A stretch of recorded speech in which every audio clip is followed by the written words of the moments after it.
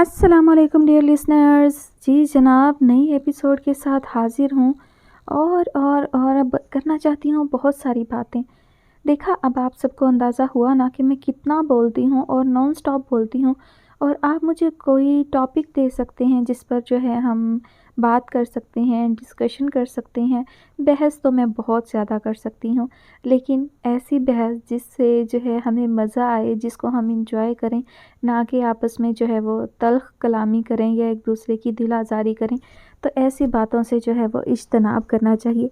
छोटी सी ज़िंदगी है, हँसी खुशी गुजारनी चाहिए और खुशियाँ और मुस्कुराहटें जो हैं वही बाँटनी चाहिए।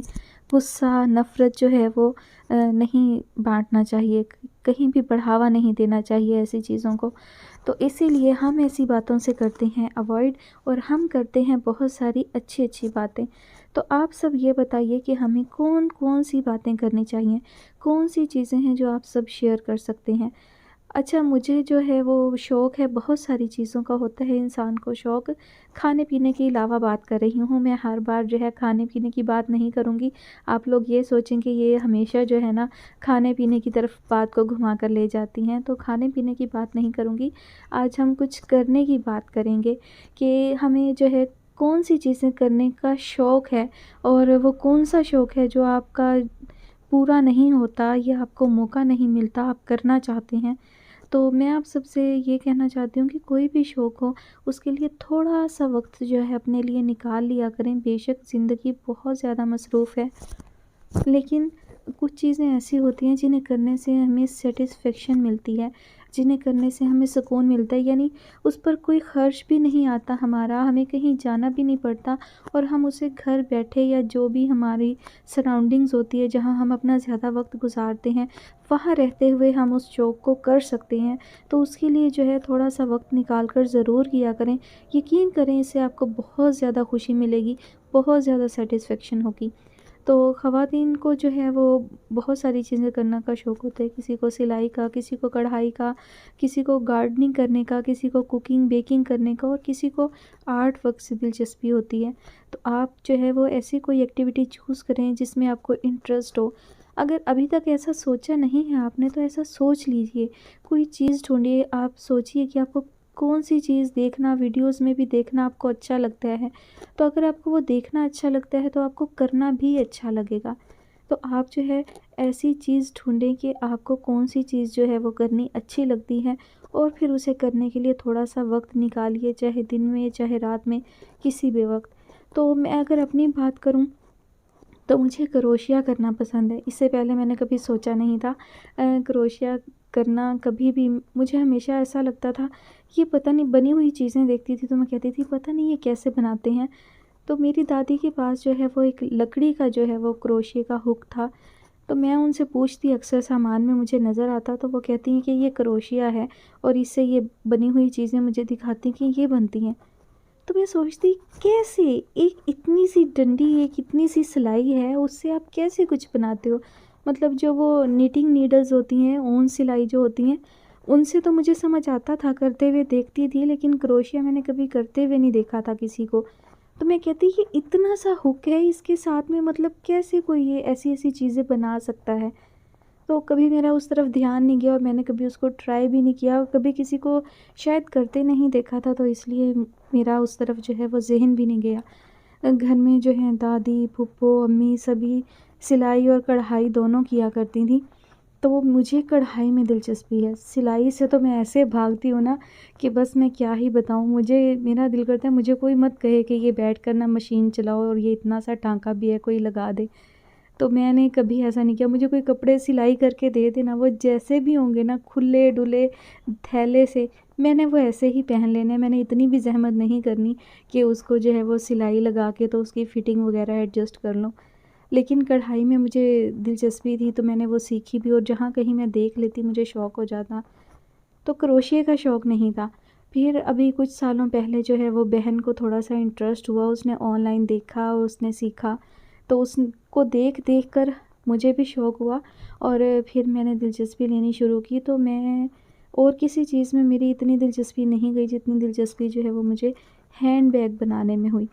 اور پھر جو میں ان کے پیچھے پڑی ہوں تو بس مت پوچھیں، آپ جو ہے وہ شارٹس میں جا کر دیکھیں تو آپ کو ایک ویڈیو ملے گی جس میں میں نے اپنا کروشیے کا کام جو ہے وہ میں نے شیئر کیا ہے، تو آپ وہاں وہ دیکھیے گا۔ اس میں جتنے بھی بیگز آپ کو نظر آئیں گے وہ میں نے خود بنائے ہیں، ہینڈ میڈ ہیں وہ سارے۔ تو پھر ہم نے یوٹیوب سے ویڈیوز دیکھی، یقین کریں مجھے یوٹیوب تب سے ہی پسند آئی ہے کہ یہاں سے سیکھنے کو بہت کچھ ملتا ہے اگر انسان کا اپنا انٹرسٹ ہو۔ اگر آپ وقت ضائع کرنا چاہیں تو وہ آپ کی اپنی مرضی ہے، ورنہ یوٹیوب سے بہت کچھ سیکھنے کو ملتا ہے۔ تو میں نے جو ہے وہ بہت ساری ویڈیوز دیکھی اور پتہ نہیں میں نے کوئی سینکڑوں ویڈیوز جو ہیں وہ سیو کی ہوئی ہیں کہ مجھے یہ بیگز جو ہیں وہ بنانے ہیں۔ تو میرا شوق جو ہے وہ یہی ہے، اگر ریکارڈنگ کے علاوہ مجھے فری ٹائم ملتا ہے تو میں بیگز بناتی ہوں۔ انشاءاللہ بہت جلد جو ہے وہ میں اپنی مزید کلیکشن جو میں نے ہینڈ بیگز بنائے ہیں آپ سب کو ضرور دکھاؤں گی۔ ابھی وہ کمپلیٹ نہیں ہے، یعنی آؤٹر بن گیا ہے، سارا بیگ کمپلیٹ ہے، لیکن اس کے اندر انر نہیں لگا، یعنی لائننگ جو ہوتی ہے بیگ کی، جو اندر کپڑا لگاتے ہیں، پاکٹس وغیرہ لگاتے ہیں، وہ نہیں ہے، اور وہ کام ہوتا ہے سلائی سے، اور وہ کام میں نہیں کر سکتی، وہ میری بہن کرتی ہے۔ تو جب میں بیگ کمپلیٹ کر لیتی ہوں تو میں اپنی بہن کے پاس بھیجتی ہوں اور وہاں جا کر وہ پوری طرح سے تیار ہوتے ہیں۔ وہ میری بہن ان کے اندر زپ اور لائننگ وغیرہ پاکٹس وغیرہ لگا کر انہیں کمپلیٹ کرتی ہیں۔ تو میں اور میری بہن کا جو ہے نا مکمل ایک پیکیج ہے ہم دونوں کا، ایک دوسرے کے بغیر ہوتا نہیں۔ اور میری بہن جو ہے وہ بناتی ہیں بچوں کے ڈریسز، یعنی کہ سردیوں کے جو ہوتے ہیں بچوں کے گرم کپڑے اون کے بنے ہوئے وہ بناتی ہیں، چھوٹے بچوں سے لے کے 5-6 سال تک کے بچوں کے فراک، جیکٹس، اپرز، کیپس، ہوڈیز، اور یہ کیا کہتے ہیں اس کو مجھے نام نہیں آتا، رومپر وغیرہ، تو ساکس ہو گئیں، گلوز ہو گئے بچوں کے، وہ ساری یہ چیزیں میری بہن ہے وہ بناتی ہے۔ وہ ماشاءاللہ ملٹی ٹیلنٹڈ ہے، وہ ہینڈ بیگ سے بھاگتی ہے، یعنی جو چیز میں کرتی ہوں وہ نہیں کرتی۔ تو میں باقی کوئی چیز نہیں بناتی، صرف ہینڈ بیگ بناتی ہوں، اور وہ ساری چیزیں بناتی ہے سوائے ہینڈ بیگز کے۔ بنا لیتی ہے لیکن شوق نہیں ہے اس کو، وہ تھوڑا سا جان چھڑاتی ہے۔ بیگ کا کوئی آرڈر اس کو ملتا بھی ہے تو وہ مجھے پاس کر دیتی ہے کہ بیگ آپ بنا دو۔ اس کے علاوہ وہ جو ہے ڈریسز بناتی ہیں، تو اگر آپ ان کی کلیکشن دیکھنا چاہیں، ان کا کام دیکھنا چاہیں تو ان کا فیس بک کا پیج لنک جو ہے وہ میں ڈسکرپشن میں ایڈ کر دوں گی، آپ وہاں سے وزٹ کر لیجئے گا اور ان کا پیج اور پروفائل جو ہے وہ آپ دیکھ سکتے ہیں۔ آرڈر جو ہے وہ بہت کم لیتی ہے کیونکہ اکیلی ہوتی ہے، تو جتنا اس سے کام ہوتا ہے بس وہ اتنا ہی آرڈر لیتی ہے جتنا وہ پورا کر سکے۔ ایسا نہ ہو کہ آرڈر لے لے انسان اور پھر انتظار کرواتا رہے کہ جی ابھی ٹائم نہیں ہے، ابھی کام نہیں ہو رہا۔ کام اس کو ماشاءاللہ بہت ملتا ہے لیکن وہ اکیلی سارا کام کر نہیں سکتی، اس لیے وہ معذرت کر لیتی ہے اور بہت تھوڑا کام وہ لیتی ہے جتنا وہ کر سکتی ہیں۔ خیر آج پھر باتیں بہت زیادہ ہو گئیں، میں کیا بتاؤں کہ میرا جو ہے وہ سٹاپ کا بٹن جو ہے وہ تھوڑا سا نا لوز ہے، کام نہیں کرتا، شروع ہوتی ہوں تو بس پھر شروع ہی ہو جاتی ہوں۔ اب ہم چلتے ہیں اپنی کہانی کی جانب۔ کہانی کی فرمائش ہم سے کی ہے در فشاں نور نے۔ کہانی کا نام ہے عہد و پیمان اور اس کی مصنفہ ہیں اقرا اشرف۔ آپ سب سنیں گے آج اس کی قصہ نمبر 3۔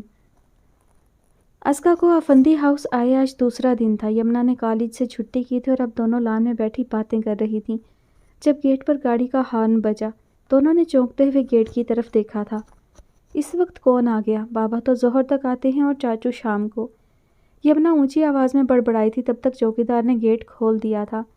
گیٹ سے آگے پیچھے 2 گاڑیاں داخل ہوئی تھیں، جن میں سے اگلی گاڑی ارہاب افندی کی تھی جس نے سیدھا گیراج میں جا کر گاڑی روکی تھی۔ اس کے پیچھے ایک گاڑی گیٹ کے قریب ہی رک گئی تھی، اس میں سے ایک 27-28 سالہ لڑکی باہر نکلی جس کو دیکھ کر یمنا اور ازکیٰ کی آنکھوں میں اجنبیت کے ساتھ ساتھ ستائش بھی ابھری تھی کیونکہ وہ بے انتہا خوبصورت تھی۔ سٹائلش سا کالے رنگ کا سوٹ، سر پر کالے ہی رنگ کا سکارف خوبصورتی سے باندھے، اونچی ہیل پہنے بھرپور اعتماد کے ساتھ چلتی ہوئی لان کی جانب ہی آ رہی تھی، جبکہ گاڑی گیراج کی جانب بڑھ گئی تھی۔ یمنا اور ازکیٰ نے ایک دوسرے کی طرف دیکھا اور کھڑی ہو کر اس لڑکی کی طرف بڑھیں۔ السلام علیکم گرلز، اس نے آتے ہی شائستگی سے سلام کیا تھا۔ یمنا اور ازکیٰ نے بیک وقت سلام کا جواب دیا۔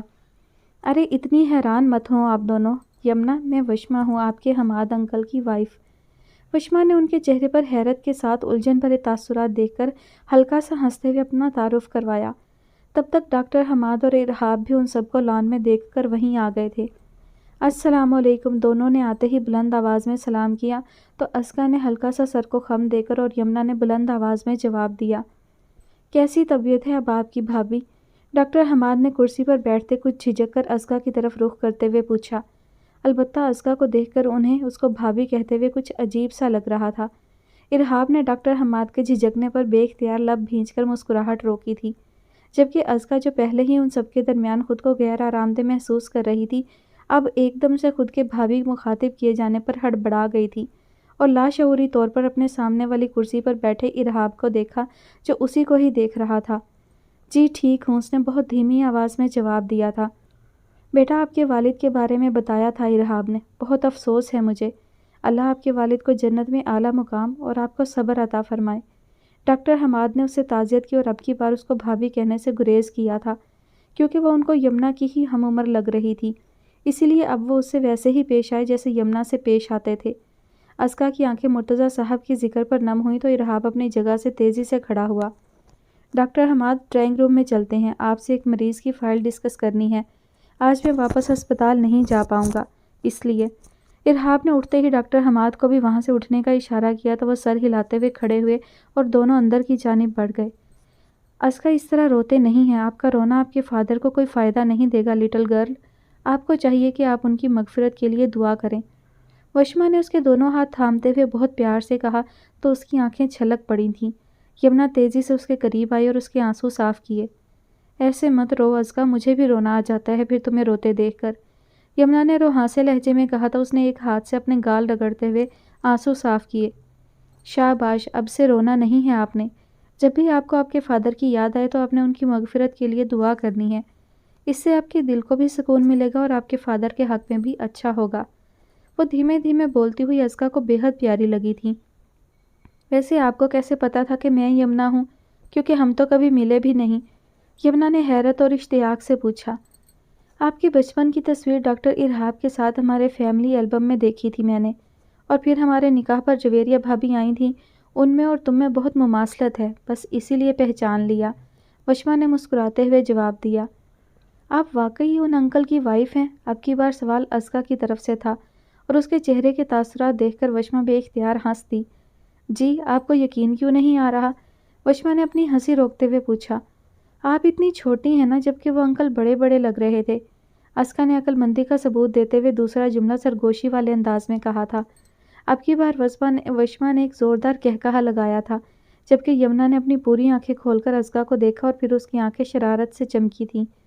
وشما آپی، آپ حماد انکل سے کتنے سال چھوٹی ہیں؟ یمنا نے وشما کی کم عمری اور شخصیت کو دیکھتے ہوئے آپی کہتے ہوئے مخاطب کیا تو وشما دل سے مسکرائی تھی۔ 8 سے 10 سال کا فرق تو ہوگا ہم میں، وشما نے خوش دلی سے جواب دیا۔ وہ ان دونوں کے چھوٹے چھوٹے بے ساختہ سوالوں کو انجوائے کر رہی تھی۔ بس صرف 8 سے 10 سال؟ یمنا نے حیران ہونے کی بھرپور ایکٹنگ کرتے ہوئے کہا۔ ہاں بھائی، کیا یہ فرق تمہیں کم لگ رہا ہے؟ اس پر وشما تھوڑا حیران ہوتے ہوئے بولی تھی۔ حیران تو ازکا بھی ہوئی لیکن کچھ بولی نہیں تھی۔ بالکل کم ہے، کیونکہ اس سے زیادہ گیپ تو چاچو اور ازکا کی عمر میں ہے۔ پتہ ہے ازکا صرف 18 سال کی ہے اور چاچو پورے 35 کے، اس طرح ان میں 17 سال کا فرق۔ 35! یمنا کی بات پوری ہونے سے پہلے ہی آفندی ہاؤس میں چیخیں گونج اٹھی تھیں، اور یہ کارنامہ سر انجام دینے والی ازکا مرتضیٰ اور وشما حماد تھیں، جنہیں ارحاب افندی اور ازکا مرتضیٰ کے درمیان عمر کے فرق سے زیادہ ارحاب افندی کی 35 سال عمر سن کر جھٹکا لگا تھا، اور ان کی چیخ سن کر یمنا نے اپنے دونوں کانوں پر ہاتھ رکھ کر زور سے دبایا، جبکہ لاؤنج سے ارحاب افندی اور ڈاکٹر حماد بھاگتے ہوئے لان کی طرف آ رہے تھے۔ اف، 35 سال کہاں سے لگتے ہیں 35 سال کے؟ سب سے پہلے وشما ہوش میں آئی تھی۔ اس نے غور سے ارحاب افندی کو دیکھا، جو کالے رنگ کی پینٹ اور ہلکے آسمانی رنگ کی شرٹ پر کالے رنگ کا ہی کوٹ پہنے، دائیں ہاتھ میں گھڑی پہنے، جیل سے بالوں کو اچھی طرح سیٹ کیے بمشکل 25 سے 26 سال کا لگ رہا تھا، اور اس کے منہ سے لاشعوری طور پر یہ جملہ نکلا تو ڈاکٹر حماد نے حیرت سے ابرو اچکائے۔ ہائے، میں نے تو انہیں 25 سال کا سمجھ کر انکل کہتی تھی، یہ تو ان ڈاکٹر انکل سے بھی بڑے نکلے، اب انہیں کیا کہوں گی؟ وہ بڑبڑا رہی تھی اور اس کی بڑبڑاہٹ اتنی اونچی ضرور تھی کہ یمنا اور وشما کے علاوہ ڈاکٹر حماد اور ارحاب افندی کے کانوں نے بھی بخوبی سنی تھی، اور معاملہ سمجھ آتے ہی ڈاکٹر حماد کی ہنسی چھوٹی تھی۔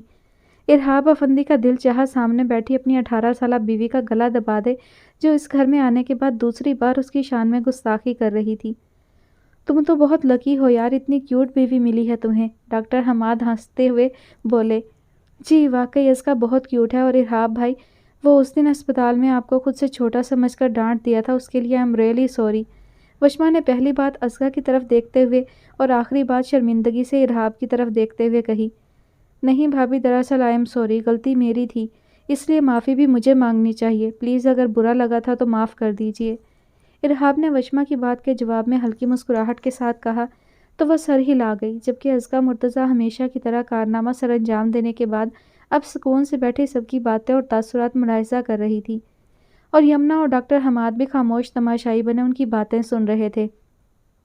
اگر معافی چاہیے تو پھر آپ کو میری پیاری سی بھابھی کو لے کر ہمارے گھر ڈنر پر آنا ہوگا، اور ساتھ ہی یمنا اور سہیب بھائی بھی آئیں گے، وشما نے کچھ دھونس بھرے انداز میں کہا تو ارحاب منع نہیں کر سکا تھا اور ڈنر پر ان کے گھر آنے کا وعدہ کر لیا۔ پھر کچھ دیر بعد وشما اور ڈاکٹر حماد نے جانے کا کہا تو ارحاب انہیں گیٹ تک چھوڑنے گیا۔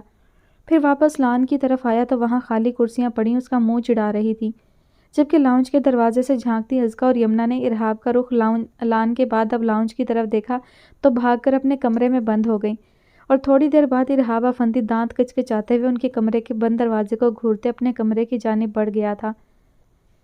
رات کے 11 بجے کا وقت تھا۔ ارحاب افندی صوفے پر ٹانگیں پھیلائے لیپ ٹاپ پر تیزی سے ہاتھ چلا رہا تھا۔ کافی دیر سے اس کو پیاس محسوس ہو رہی تھی، لیکن وہ مسلسل کام کرتا رہا۔ کچھ دیر اور گزری تو اس نے لیپ ٹاپ بند کر کے ایک طرف رکھا اور نظر دائیں جانب رکھے بیڈ کی سائڈ ٹیبل پر دوڑائی۔ وہاں رکھا خالی جگ اس کا منہ چڑھا رہا تھا۔ اس نے کوفت سے سر جھٹکا، پھر الٹے ہاتھ سے جمائی روکتے ہوئے کھڑا ہوا اور جگ لے کر کمرے سے باہر نکل گیا۔ اس کا رخ کچن کی جانب تھا۔ کچن سیڑھیوں کے بائیں جانب تھا، جبکہ دائیں جانب اسٹڈی روم تھا، اور اس کے ساتھ سہیب افندی اور جویریہ افندی کا کمرہ تھا۔ ان کے کمرے کے عین سامنے یمنا کا کمرہ تھا۔ ارحاب نے سیڑھیاں اتر کر دائیں جانب نظر دوڑائی تو اسٹڈی روم سے ہلکی ہلکی روشنی آ رہی تھی۔ اس نے حیرت سے ابرو اچکائے اور کچن کی بجائے اسٹڈی روم کی طرف بڑھا۔ وہاں پہنچ کر اس نے دروازے پر ہاتھ رکھ کر آہستہ سے اندر کی طرف دھکیلا۔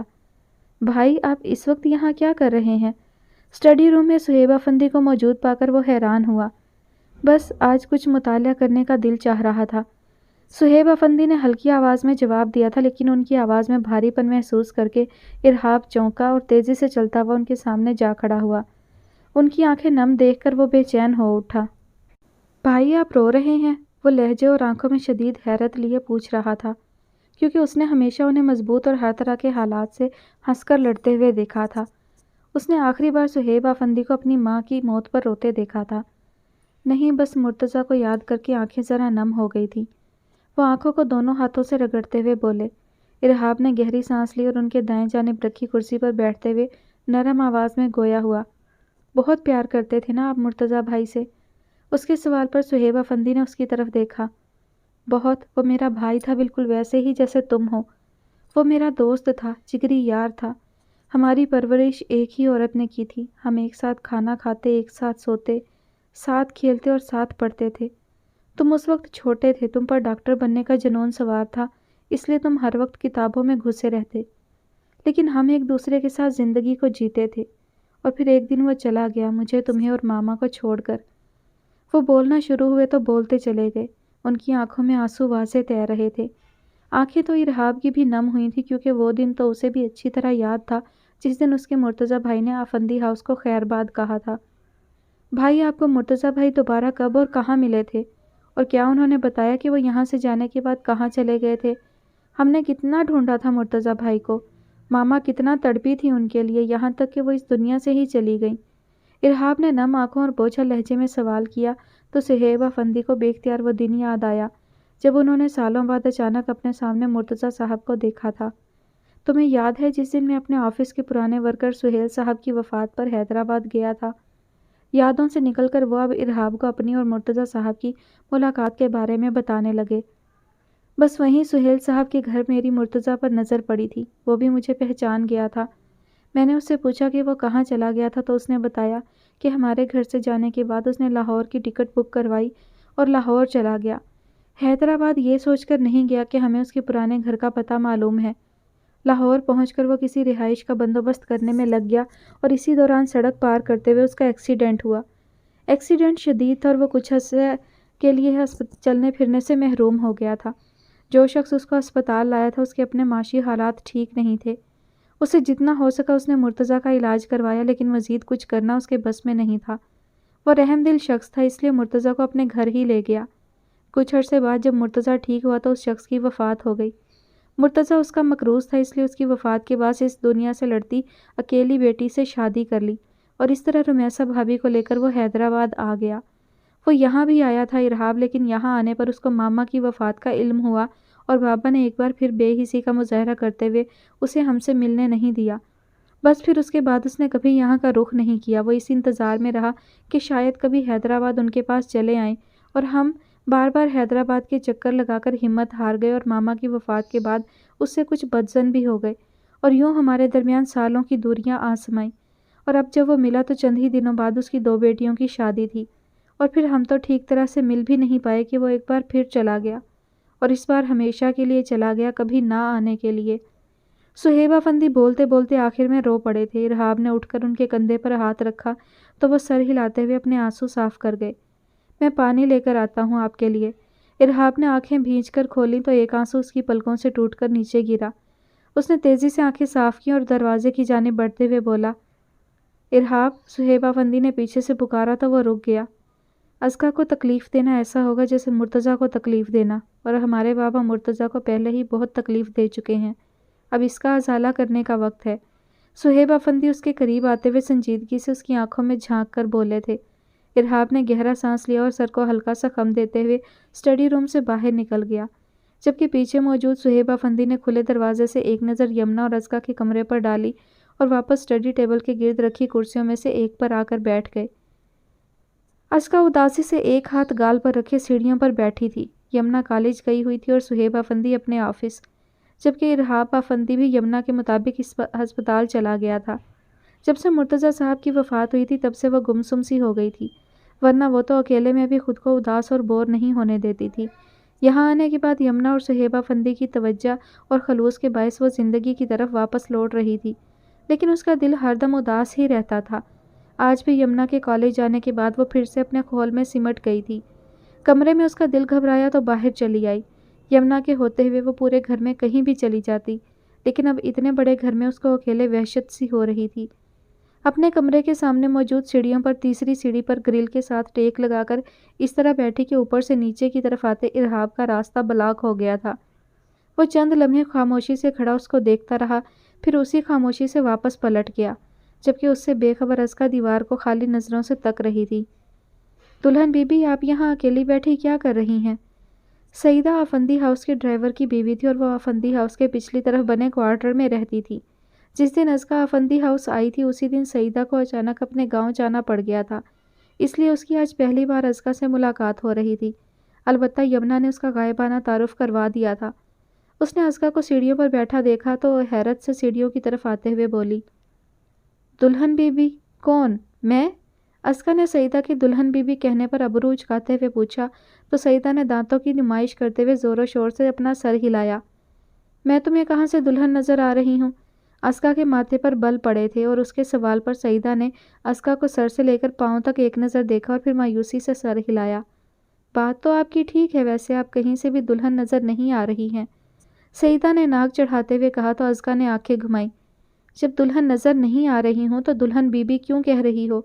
ازکا بولتے بولتے اپنی نظریں اس پر سے ہٹاتے ہوئے پھر سے دیوار پر جما چکی تھی۔ اوہو، چھوڑیں ان ساری باتوں کو، آپ یہ تو بتائیں آپ ادھر سیڑھیوں پر کیوں بیٹھی ہیں؟ سعیدہ نے اپنے ماتھے پر ہاتھ مارتے ہوئے کہا تو ازکا کے ماتھے پر پھر سے بل پڑے تھے۔ میں گھر کے کسی بھی کونے میں بیٹھتی تو تب بھی تم نے یہی سوال کرنا تھا، اب میں نے کہیں نہ کہیں تو بیٹھنا ہی ہے تو یہاں بیٹھ گئی۔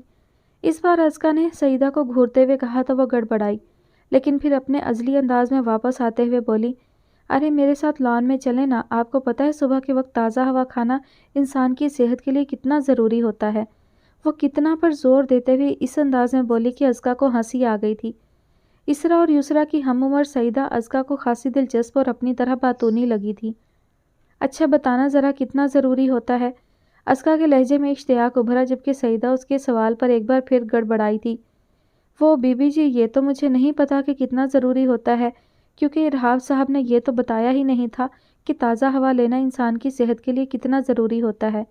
ارے یاد آیا، انہوں نے خود مجھ سے یہی پوچھا تھا جب میں بیمار تھی کہ سعیدہ انسان کو صبح سویرے تازہ ہوا میں جانا چاہیے۔ تمہیں پتہ ہے کہ انسان کی صحت کے لیے تازہ ہوا لینا کتنا ضروری ہوتا ہے؟ ہائے، اور ابا وہ تو خود مجھ سے پوچھ رہے تھے، یہ کیسے ڈاکٹر ہوئے بھلا؟ ہائے کاش آپ کی طرح میں بھی ان سے یہی سوال کرتی کہ بتائیں نا ذرا کہ کتنا ضروری۔ بس ازکا تقریباً چیخ ہی پڑی تھی۔ سعیدہ ڈر کر اچھلی اور ہڑبڑاتے ہوئے ازکا کو دیکھا۔ کیا ہو گیا ہے بی بی جی؟ آپ نے تو ڈرا ہی دیا مجھے۔ اس کے خفا لہجے میں کہنے پر ازکا نے منہ کھول کر اس کو دیکھا، جیسے کہہ رہی ہو کہ قربان نہ جاؤں تمہاری اس معصومیت پر۔ تم تو مجھ سے بھی 2 ہاتھ آگے ہو سعیدہ بہن، ازکا نے سر ہلاتے ہوئے اس لہجے اور انداز میں کہا کہ سعیدہ کی ہنسی چھوٹی۔ اس کو ہنستے دیکھ کر ازکا بھی مسکرا دی۔ چلیں بی بی جی، لان میں چلتے ہیں نا؟ سعیدہ نے اصرار کیا تو وہ کھڑی ہوئی۔ لیکن ایک شرط ہے میری، اگر تم مجھے صرف ازکا کہو تو میں چلوں گی۔ ازکا کی بات پر سعیدہ نے تیزی سے اس کو دیکھا۔ میں آپ کو ازکا بی بی کہوں گی، سعیدہ نے کچھ اس لہجے میں کہا کہ ازکا سر ہلا گئی۔ وہ یمنا کو یمنا بی بی اور جویریہ کو بیگم جی کہتی تھی۔ اس گھر میں کبھی بھی اس کو ملازم نہیں سمجھا گیا تھا، یہی سوچ کر وہ ان سب کو اس طرح عزت سے بلاتی تھی۔ تھوڑی دیر بعد وہ دونوں لان میں ایک جگہ سے دوسری جگہ چکر لگا رہی تھیں۔ او سعیدہ ادھر آؤ۔ چلتے چلتے وہ یکدم رکی اور سعیدہ کو لان میں پھولوں والے حصے کی طرف اشارہ کرتے ہوئے اس طرف بڑھی۔ کیا ہوا ازکا بی بی؟ سعیدہ نے حیرت سے اس کے پرجوش انداز کو دیکھا، جو اب پھولوں کو چمکتی آنکھوں سے دیکھ رہی تھی۔ ان پھولوں کا کوئی خیال نہیں رکھتا کیا؟ دیکھو تو سارے بالکل مرجھائے ہوئے ہیں، ازکا نے گلاب کے پودے کے پاس رکتے ہوئے پوچھا۔ مالی ہی ان کی دیکھ بھال کرتا ہے، لیکن آج کل وہ اپنے گاؤں گیا ہوا ہے، اس لیے یہ پودے مرجھا گئے ہیں، سعیدہ نے ایک گلاب توڑنے کی کوشش کرتے ہوئے بتایا تو ازکا نے تیزی سے اس کا ہاتھ پکڑا۔ مجھے وہ لوگ سخت زہر لگتے ہیں جو پھولوں کو ان کے پودوں سے جدا کر دیتے ہیں، ازکا نے خفگی بھرے لہجے میں کہتے ہوئے سعیدہ کا ہاتھ چھوڑا تو وہ سر کھجانے لگی۔ چلو جی، یکنا شدھ دو شدھ۔ سعیدہ نے بڑبڑاتے ہوئے پیچھے مڑ کر اوپر والے پورشن کی طرف دیکھا تو وہاں ارحاب کو کھڑے دیکھ کر تیزی سے واپس منہ موڑ گئی، جبکہ ارحاب جو کافی کا مگ ہاتھ میں پکڑے ہوئے انہی کو دیکھ رہا تھا، سارا معاملہ سمجھتے ہوئے سر جھٹکتے اندر چلا گیا۔ دراصل ارحاب افندی بھی سعیدہ کو کافی بار پھول توڑنے سے منع کر چکا تھا، پر سعیدہ باز آ گئی تو وہ سعیدہ تو نہ ہوئی۔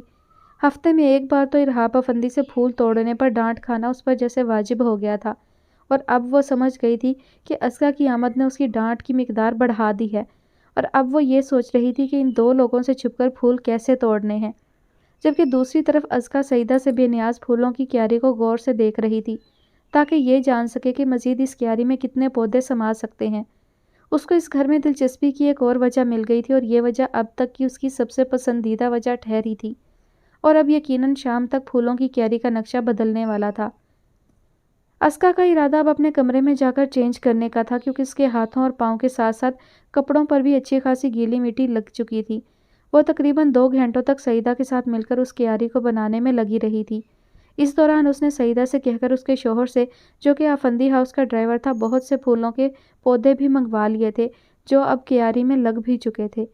کام ختم ہوتے ہی سعیدہ اپنے کوارٹر کی طرف چلی گئی تھی، اور وہ بھی اپنے کمرے کی طرف بڑھنے لگی، جب اوپر والے پورشن سے کچھ گرنے کی آواز سنائی دی۔ وہ یکدم اچھلی اور بھاگ کر اپنے کمرے میں جانا چاہا، جب ایک بار سے اس کو وہی آواز سنائی دی۔ یا اللہ، خیر کہیں چور نہ گھس گئے ہوں، اب تو سعیدہ بھی گھر چلی گئی ہے۔ وہ ہلکی آواز میں بڑبڑاتی ہوئی اپنے کمرے کی طرف بڑھی، لیکن اپنے کمرے تک جانے کے لیے اس کو سیڑھیوں کے سامنے سے گزرنا محال لگ رہا تھا۔ اگر میں سیڑھیوں کے سامنے سے گزری اور چوروں نے مجھے دیکھ لیا تو؟ اب وہ کانپتی ہوئی آواز میں خود سے بولتی ہوئی سیڑھیوں کے ایک طرف چھپ گئی، اور اگلے 20 منٹ تک وہ وہیں سانس روکے ایک ہی جگہ جم کر کھڑی رہی۔ ایک جگہ کھڑے کھڑے اس کی کمر اکڑ گئی تھی۔ اس نے کمر پر ہاتھ رکھ کر تھوڑا سا سر گریل کے ساتھ ٹکا کر اوپر دیکھا تو وہاں کوئی نہیں تھا۔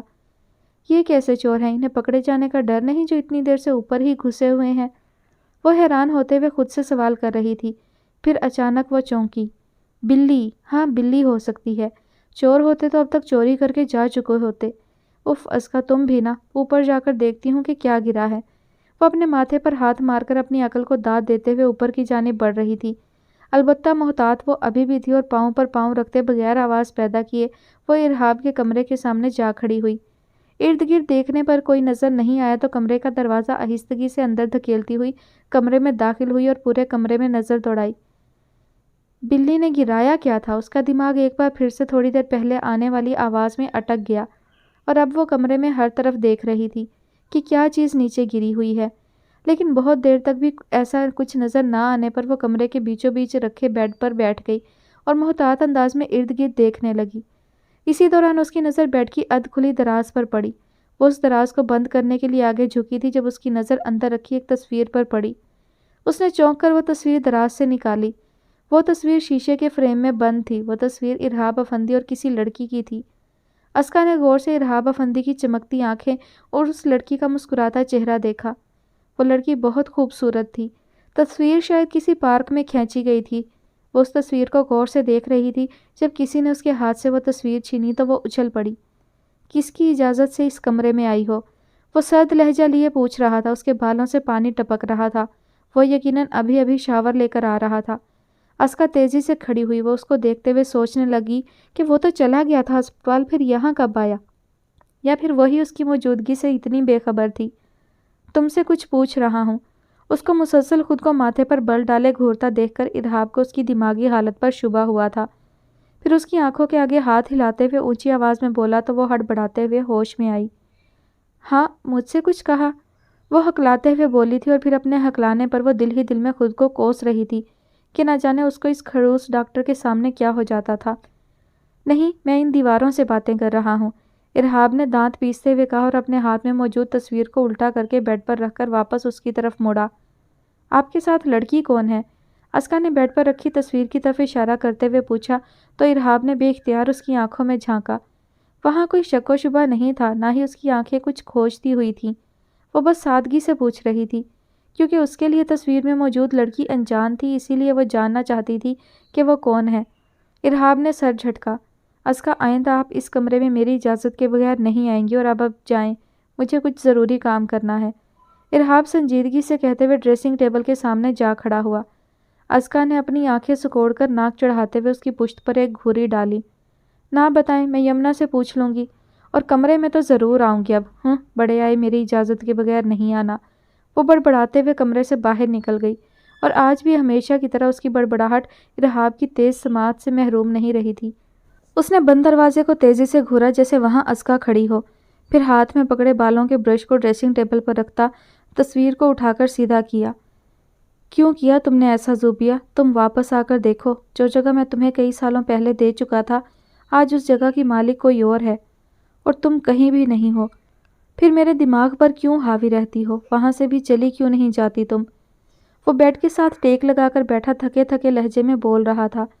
اس وقت وہ کہیں سے بھی دنیا کے سامنے مضبوط نظر آنے والا ڈاکٹر ارہاب افندی نہیں لگ رہا تھا۔ اس کی آنکھوں میں کسی کے توڑے گئے اعتبار کی کرچیاں نظر آ رہی تھیں اور اب یقیناً بہت دیر تک یوں ہی بیٹھا اپنے ماضی کو یاد کرنے والا تھا، جبکہ کمرے کے باہر کھڑی اسکا ساکت کھڑی اس دروازے کو تک رہی تھی جس کے پیچھے موجود اس کا شوہر کسی اور لڑکی کا سوگ منا رہا تھا۔ اس نے بمشکل دیوار پر ہاتھ رکھا اور گھسیٹتی ہوئی خود کو سیڑھیوں تک لے گئی۔ وہ 18 سال کی تھی اور آج کے معاشرے میں پلی بڑھی تھی۔ اس کی طبیعت لاپرواہ اور شرارتی سہی، لیکن اس کے جذبات وہی تھے جو ایک بیوی کے اپنے شوہر کے لیے ہوتے ہیں۔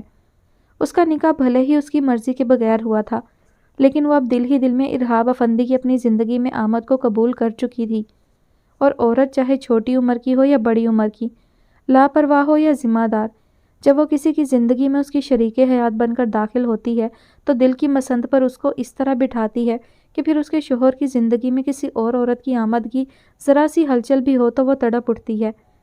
اور یہاں تو اس کے شوہر کی زندگی میں پہلے سے ہی کوئی عورت موجود تھی، یا شاید دل میں۔ اس کو یہ اندازہ تو تھا کہ جس طرح وہ راضی نہیں تھی اس شادی کے لیے، ویسے ہی ارہاب افندی کو بھی مجبور کیا گیا ہوگا، لیکن وہ اس حد تک مجبور تھا کہ اپنے دل میں کسی اور عورت کے ہوتے ہوئے بھی اس کو اسکا مرتضیٰ کو اپنانا پڑا تھا۔ یہ بات اسکا کے لیے تکلیف دہ تھی۔ وہ تو اس گھر سے جانے کے لیے آئی تھی، پھر نہ جانے کیسے ان 3 دنوں میں اس نے اپنے دل کو بدلا ہوا پایا تھا۔ اس کو نہ تو تبدیلی دکھی اور نہ اس کی وجہ، بس اس کو محسوس ہوا تھا کہ کچھ بدل گیا ہے۔ اور آج جب اس نے ارہاب افندی کی کمرے کے باہر کھڑے ہو کر اس کے ہی منہ سے جو انکشاف سنا، اس کے بعد اس کو معلوم ہوا کہ تبدیلی اس کے دل میں ہوئی تھی۔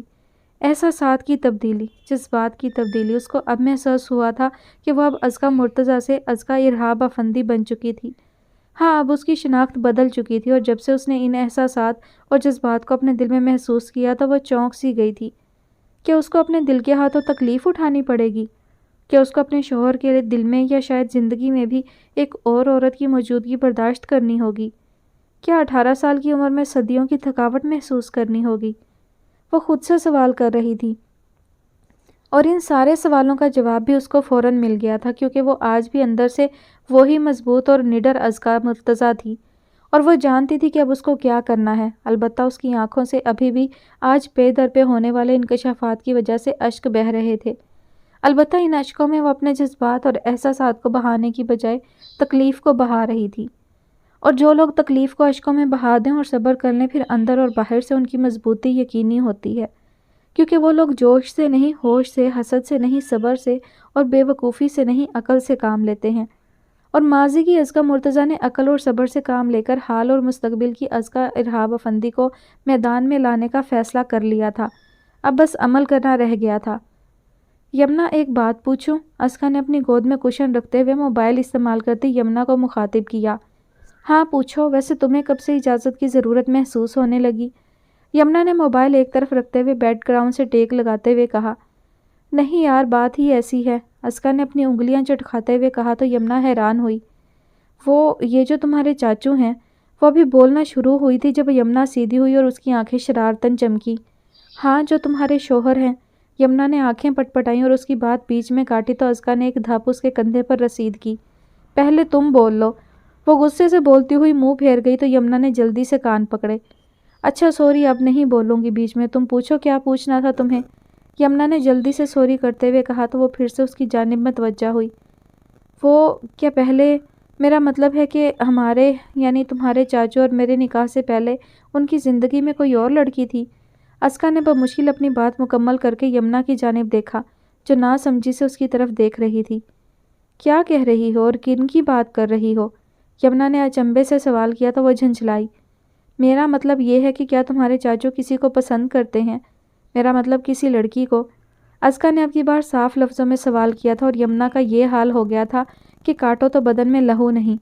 اسے سمجھ نہیں آ رہی تھی کہ وہ ازکا کے سوال کا کیا جواب دے، جبکہ ازکا اب منتظر سی اس کے چہرے کو دیکھ رہی تھی۔ جواب دو یمنا، اس نے اب کی بار یمنا کا کندھا ہلایا تو وہ چونک گئی۔ نہیں تو تمہیں ایسا کس نے کہا؟ یمنا نے نظریں چراتے ہوئے کہا۔ ازکا نے ایک بھرپور نظر اس پر ڈالی اور اپنی نظریں اس پر سے ہٹا لی۔ جھوٹ مت بولو یمنا، میں تمہارے چاچو کے منہ سے خود سن چکی ہوں، اس لیے جو بھی بات ہے مجھے سچ سچ اور کچھ بھی چھپائے بغیر بتا دو، ازکا نے دھیمی اور پرسکون آواز میں کہا تو یمنا کو ایک اور جھٹکا ملا تھا۔ اس کو سمجھ نہیں آ رہی تھی کہ وہ ازکا کے سوالوں کے کیا جواب دے، اور جواب دے بھی یا نہیں۔ ہاں، ایک لڑکی تھی لیکن اب نہیں ہے۔ بالآخر یمنا کو مزید چھپانا مناسب نہیں لگا، کیونکہ ازکا خود سن چکی تھی تو اس نے بھی بتانے کا فیصلہ کر لیا۔ البتہ دل ہی دل میں وہ خود کو جویریہ افندی کی ڈانٹ سننے کے لیے بھی تیار کر رہی تھی۔ مجھے پوری بات جاننی ہے یمنا، کیا ہوا تھا اور اب وہ لڑکی کہاں ہے؟ ازکا نے کشن ایک طرف رکھتے ہوئے یمنا کے ہاتھ پر اپنا ہاتھ رکھتے ہوئے سوال کیا تو یمنا نے گہرا سانس لیتے ہوئے بولنا شروع کیا۔ زوبیہ سے چاچو کی ملاقات ان کے فائنل ایئر میں ہوئی تھی۔ یہ بہت سال پہلے کی بات ہے، میں شاید 6 یا 7 میں تھی اس وقت، لیکن مجھے اچھی طرح یاد ہے کہ زوبیہ ہم سب کے ساتھ بہت گھل مل گئی تھی اور مجھ سے تو بہت کلوز ہو گئی تھی۔ جب تک چاچو کی پڑھائی ختم نہیں ہو گئی تب تک دونوں یونیورسٹی میں ہی ملتے تھے، لیکن جب چاچو کی یونیورسٹی ختم ہوئی تو وہ چاچو کے ساتھ گھر آنے لگی تھی۔ چاچو ان دنوں بہت زیادہ ہسپتال میں مصروف ہو گئے تو اس کا زیادہ وقت میرے اور ماما کے ساتھ گزرنے لگا۔ ماما بہت خوش تھیں کہ چاچو کی زندگی میں آنے والی لڑکی یعنی زوبیہ بہت اچھی تھی، لیکن ابھی چند مہینے ہی گزرے تھے کہ زوبیہ کا ہمارے گھر آنا جانا کم ہو گیا۔ پہلے تو ہم سمجھے کہ شاید پڑھائی کی مصروفیت کی وجہ سے نہیں آتی، لیکن پھر ایک دن چاچو گھر بہت غصے میں آئے اور ماما کے پوچھنے پر انہوں نے بتایا کہ ان کا زوبیہ سے جھگڑا ہو گیا ہے۔ انہوں نے وجہ نہیں بتائی تو ماما نے بھی اصرار نہیں کیا، اور پھر ایسا اکثر ہونے لگا کہ چاچو گھر غصے میں آتے اور وجہ زوبیہ ہوتی۔ ماما نے بابا کو بتایا تو انہوں نے چاچو سے بات کی، اور تب چاچو نے بتایا کہ زوبیہ چاہتی ہے کہ شادی سے پہلے ہی افندی ہاؤس اس کے نام کر دیا جائے۔ یہ بات ناقابل قبول تھی، لیکن بابا نے چاچو کو اس بات پر راضی کر لیا کہ وہ گھر زوبیہ کے نام کر دیا جائے، اور جس دن چاچو نے ان کو یہ بتانے کے لیے کال کی تو انہوں نے کال ریسیو نہیں کی۔ پھر چاچو ان کے گھر گئے تو ان کے پیرنٹس نے بتایا کہ وہ تو ایک دن پہلے ہی امریکہ اپنے ماموں کے گھر چلی گئی ہیں۔ چاچو کو بہت دکھ ہوا کہ وہ اس طرح اچانک بتایا اور ملے بغیر چلی گئیں۔ پھر ایک دن ان کا فون آیا کہ وہ امریکہ میں اپنی پڑھائی مکمل کریں گی اور کچھ عرصے تک وہیں رہیں گی۔ ان کے انداز سے صاف ظاہر تھا کہ وہ چاچو سے جان چھڑوانا چاہ رہی ہیں۔ اس بات کی تصدیق بھی 1 ماہ بعد ہو گئی جب ایک دن شاپنگ مال میں وہ اپنے شاید کسی کزن کے ساتھ چاچو کو ملی۔ چاچو تو ان کو پاکستان میں دیکھ کر ہی شاکڈ تھے جب انہوں نے چاچو سے اپنے ساتھ موجود لڑکے کا تعارف اپنا منگیتر کہہ کر کروایا اور چلی گئیں۔ یمنا نے مختصر الفاظ میں ساری کہانی سنا ڈالی۔ اس دوران ازکا خاموش رہی تھی، لیکن اب یمنا کے خاموش ہونے پر کچھ بے چین سی ہوئی۔ اور پھر کیا ہوا؟ میرا مطلب ہے کہ تمہارے چاچو نے اس سے بات کرنے کی کوشش نہیں کی؟ اس نے لہجے کو سرسری بناتے ہوئے پوچھا تو یمنا نے ایک نظر اس کو دیکھا۔ نہیں، پھر بات کرنے کو کچھ رہ ہی نہیں گیا تھا۔ ان سے بات کر کے بھی کوئی فائدہ نہیں ہونا تھا۔ صاف ظاہر تھا کہ گھر نام کروانے والی بات انہوں نے صرف چاچو پر دباؤ ڈالنے کے لیے کی تھی کہ غصے میں آ کر چاچو انکار کر دیں، لیکن ایسا نہیں ہوا تو وہ امریکہ چلی گئیں۔ در حقیقت انہیں اپنے امریکہ والے کزن کے ساتھ شادی کرنی تھی۔ پتہ نہیں اتنے سالوں تک میرے چاچو کے جذبات کے ساتھ کیوں کھیلا۔ یمنا نے ایک بار پھر بیڈ کے کراؤن سے ٹیک لگاتے ہوئے ازکا کے سوال کا جواب دیا تھا۔ تمہارے چاچو کو ان سے بہت محبت تھی کیا؟ اس نے بیڈ شیٹ کے ڈیزائن پر انگلی پھیرتے ہوئے آہستہ آواز میں پوچھا۔ ہاں، کیونکہ کافی سال سے وہ دونوں ایک دوسرے کو پسند کرتے تھے، یا شاید محبت۔ دونوں میں خوب دوستی تھی۔ بس جب سے زوبیہ نے چاچو کا اعتبار توڑا تب سے چاچو کبھی کسی سے شادی پر راضی نہیں ہوئے۔ یمنا نے بغیر اس کی جانب دیکھے بے دھیانی میں اس کے سوال کا جواب دیا۔ وہ جو یمنا کے منہ سے نہ سننے کی متمنی تھی، ہاں سن کر کچھ لمحے کو اس کی آنکھیں اور بیڈ شیٹ کے ڈیزائن پر گردش کرتی انگلی ساکت ہو گئی تھی، لیکن پھر اس نے جلد ہی خود پر قابو پا لیا تھا۔ تو تمہارے چاچو مجھ سے نکاح پر کیسے راضی ہوئے؟ اس نے لفظ مجھ پر زور دیتے ہوئے پوچھا۔ یہ مرتضیٰ چاچو اور بابا کی خواہش تھی، یمنا نے ایک نظر اس کا مطمئن انداز دیکھتے ہوئے جواب دیا۔ ازکا ایک بات پوچھوں؟ یمنا نے آنکھوں میں کچھ ڈر اور الجھن لیے کہا تو ازکا نے کچھ کہے بغیر سر ہلا دیا۔